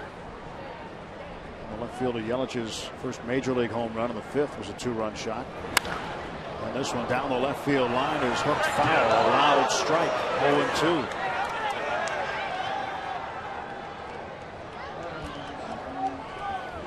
That's interesting. I like those. Those are pretty cool looking. The elephants are here. Those are the pirate pachyderms. We've seen those pink elephants before. Care to elaborate? Stan takes outside 1 and 2.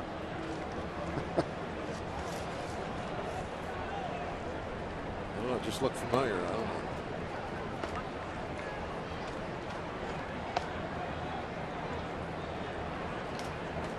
There's the 1-2 from Hughes to Stanton. Down to third base. Alvarez. There's an out. Scott now 1 for 5. Nothing but the best.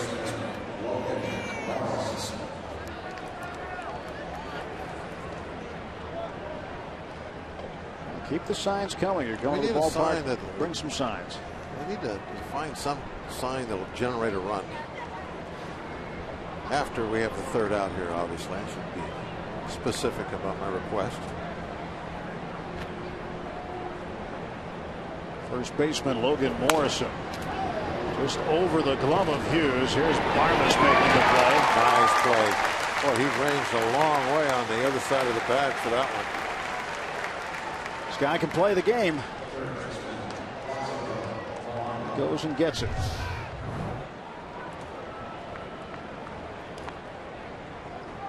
Long way to get that. He's a third of the way between second and first when he makes this throw, which made it nice for him. He could just kind of flick the ball over. It's like he's playing second. Placido Polanco 2 for 3 with a walk. Strike 1 from Hughes.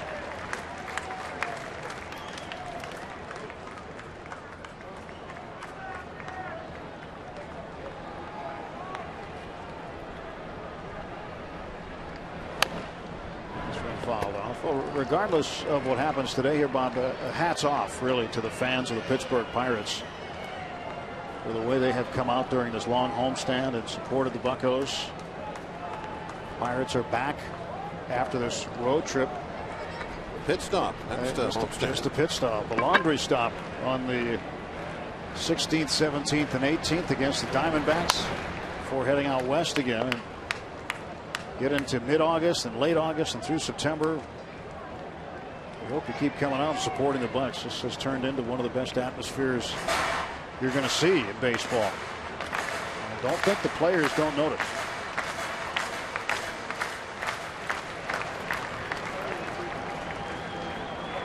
0-2 to Polanco. Fights that one off. But while the Bucs are on the road, keep it tuned right here to Root Sports. See 3 with the Rockies and then 3 with the Cardinals from St. Louis on the road trip.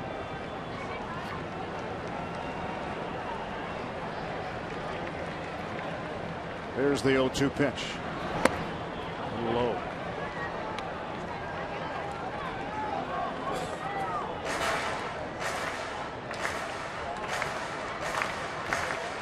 Josh Harrison leads off. Going to be looking for a hero.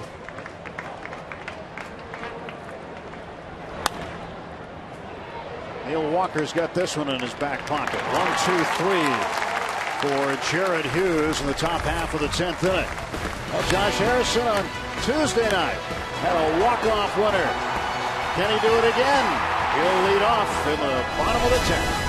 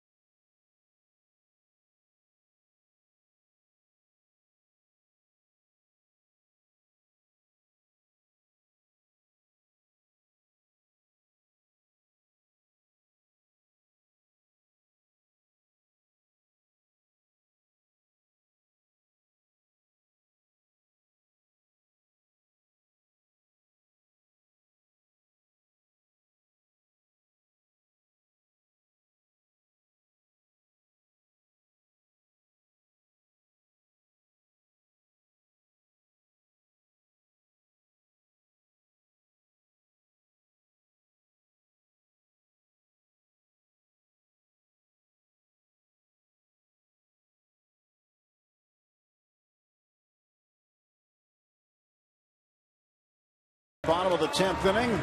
Sudden death here. 4-4 the score. Pirates were down 4-0. Came back to tie it up in the 7th inning. And if they can get a win here today, it would be a sweep of the Marlins and win number 70 on the year.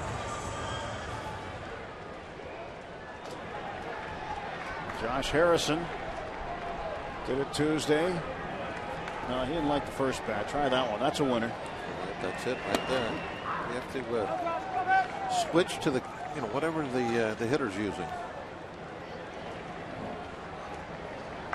That's the key. I like that move. A lot of booms here today. 0-1 pitch coming to Harrison from Ames. That's a strike. 0-2.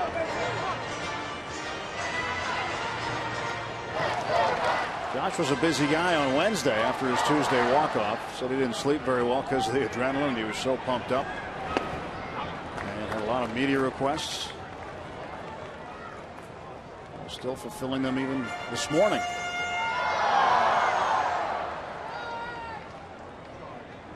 One-two coming to Harrison. On the right field side, might be long enough, but it's definitely not straight enough.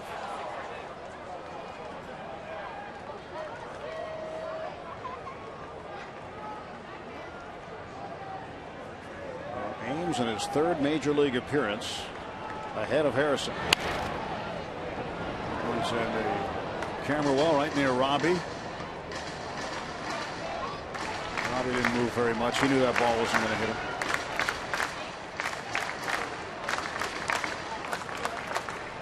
He's all right. Dave Nichols, all that technology saving him. Logan Morrison reaching into the crowd, will not make the catch. Oh, he gave it a heck of an effort right in there. So another opportunity for Jay Hay. Getting in there, looked like a marlin going on a boat. Kind of flopping around a little bit now.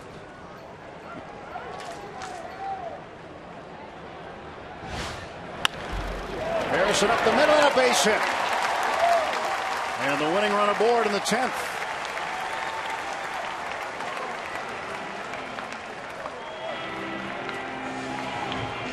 Now what will the Pirates do? You would think it would be a bunting time.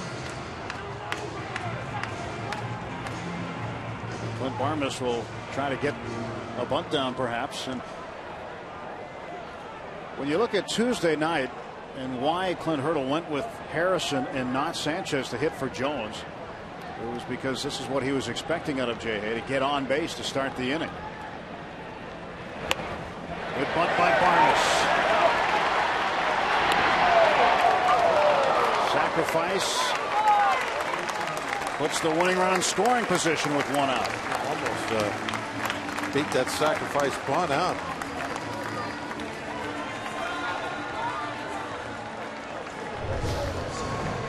He makes sure that the ball is down, and once he's got it on the ground, he's moving down that line. But Morrison didn't have a good grip on it. Just catch the ball with the end of the bat. Beautifully done. Jose Tabata takes his strike.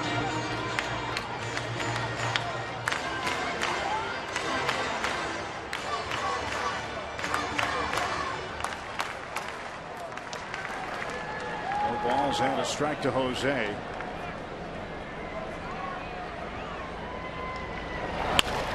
Down to third base. That backs up Polanco. 2 men out.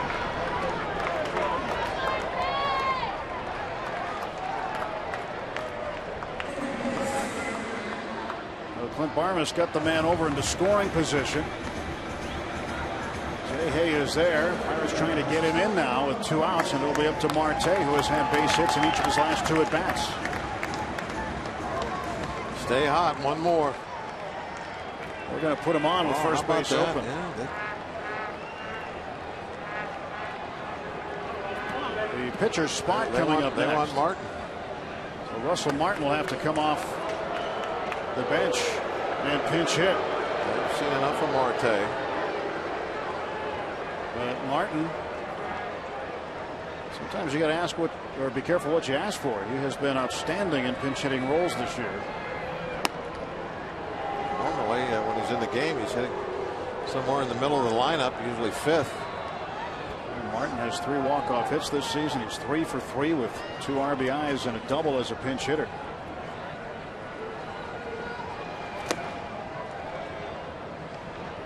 He told us when he visited with us in the 3rd inning, he's going to kind of hang around for a few innings and then late in the game start to get ready to be a pinch hitter. You never know when you're going to get called on. Marte will take his place down at first base. Pirates with 2 on and 2 out now in the bottom of the 10th inning. And Russell Martin, he's had a walk-off, hasn't he, this year? 3 walk-offs. The last one, I remember him running around in the infield. They were trying to catch him. He was trying to make it tough for him to dogpile on him. He also had a walk-off offer against Houston when the error ended the game. Right fielder and second baseman collided on the ball Russell Martin hit. See how they're playing him defensively. Outfield rather shallow all the way around. Yeah, they got to play in tight. They want to be able to throw Harrison out on a base hit. Martin fouls this one back, strike 1. It's kind of a balancing act, though. You don't want to come so far in that you let a long fly ball fall in somewhere. First pitch, a little slider, just center cut. Middle. That's the definition of it. Harrison represents the winning run. The 0-1. Popped up foul, and it's strike 2 to Russell Martin.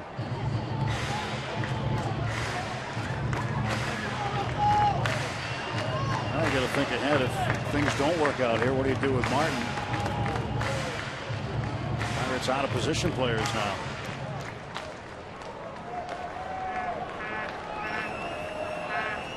Poised at the railing. 0-2 in the dirt. 1-2.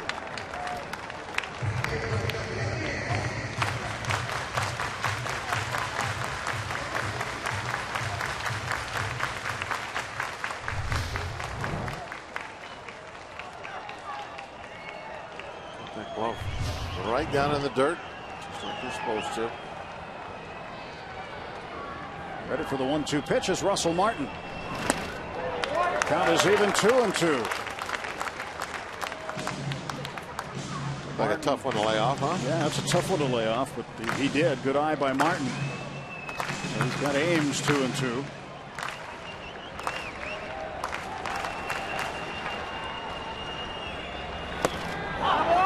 Full count. Pretty close, but it went Martin's way.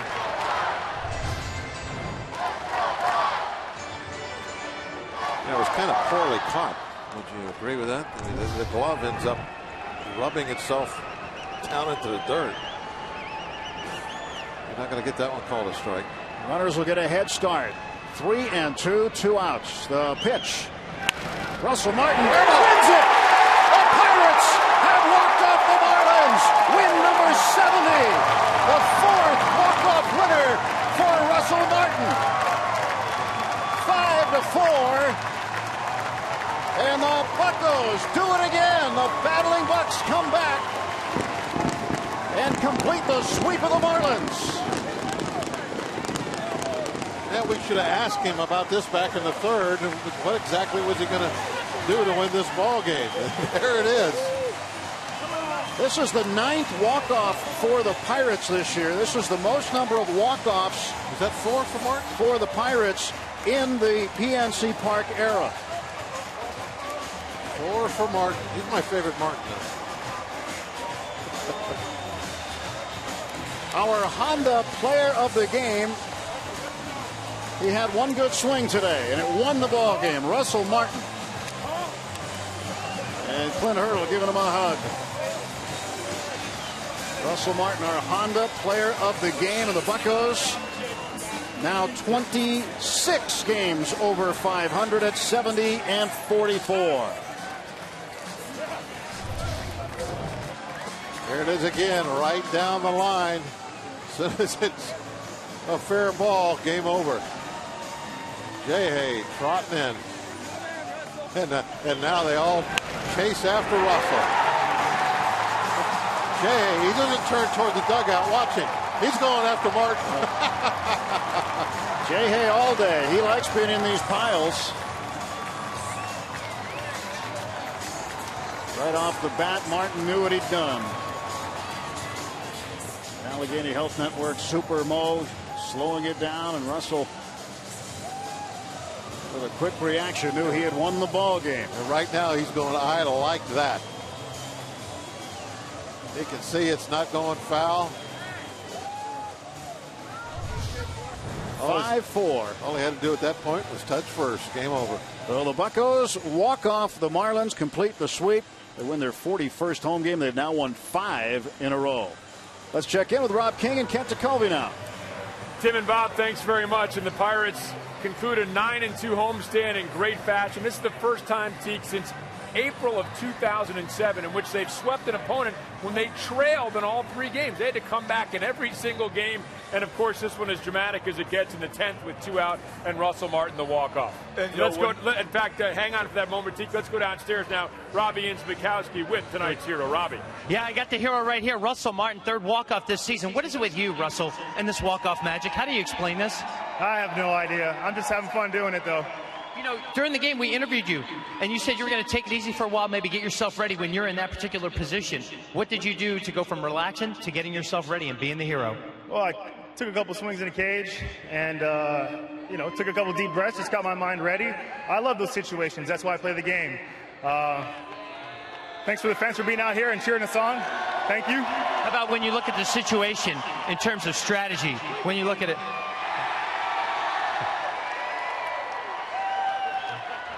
Now, Russell, without even turning around, who do you think that was? You're going to have to repeat that for me. I'm going to get you a towel here real quick. Here's a clean towel for you, Russ. Does that burn? Yeah, it's not whipped cream this time. It's shaving cream. Uh-oh. AJ usually does the shaving cream pies today. It's whipped cream for you. But when you talk about your approach, you got a guy Ames working a second inning. Strategically, what are you looking for with Harrison on second? Well, I saw how he was kind of pitching to our guys earlier. He was throwing a lot of breaking balls. So I just looked for a pitch that was a little bit elevated, and I put good wood on it. This is 28 comeback wins, the 9th walk-off, and a 9-2 homestand. What is special about 2013 at PNC Park? It's awesome. Thanks to you guys. Russell, we'll get showered. Thanks. There it is, Russell Martin. The hero today. We say, Rob, it's a different guy every day. Well, 3 and counting for Russell Martin so far. Yeah, it's a different guy every day, but sometimes it's Russell Martin. In fact, quite a bit it's been Russell Martin. And here's a guy, too, Teak, not only with the dramatics, but kind of quietly heating up since the All-Star break. Now with that hit, has the average over 300. We talked about the trading deadline and guys that would be chipping in. Neil Walker has a big game today. Russell Martin is continuing to hit the ball better, so the Pirates continuing to get offensive contributions from other guys. And Russell Martin hangs around all day, doesn't get the start, comes in, gets a pinch hit. McCutcheon had one earlier, but Russell Martin, what can you say about him? Another great game. Well, I think if you remember, great game. I told you that they've had to find a way to get the Martin to the plate. So obviously they finally figured out he was the last guy. They were stalling. But yeah, this ball club, Rob, finds a way each and every day. Different heroes, different ways. Usually good pitching involved, and they find a way to get things done. And even on good teams with good combinations, you still don't get this many going your way. So this is what you kind of look at this, and your antenna go up a little bit. You know what? There's something special going on with this Pirate group. Yeah, no doubt about it. 70-44, the Pirates record. 5 wins in a row, a 9-2 homestand in the books. We'll look forward to the road trip coming up, but don't forget we're going to have a lot to talk about with this game as the Pirates win another walk-off game in extra innings. Russell Martin, the hero, once again. We will have extended highlights, post-game reaction, highlights from around Major League Baseball this afternoon, and a preview of the series coming up against Colorado. That and more on Pirates post-game next, presented by the Allegheny Health Network.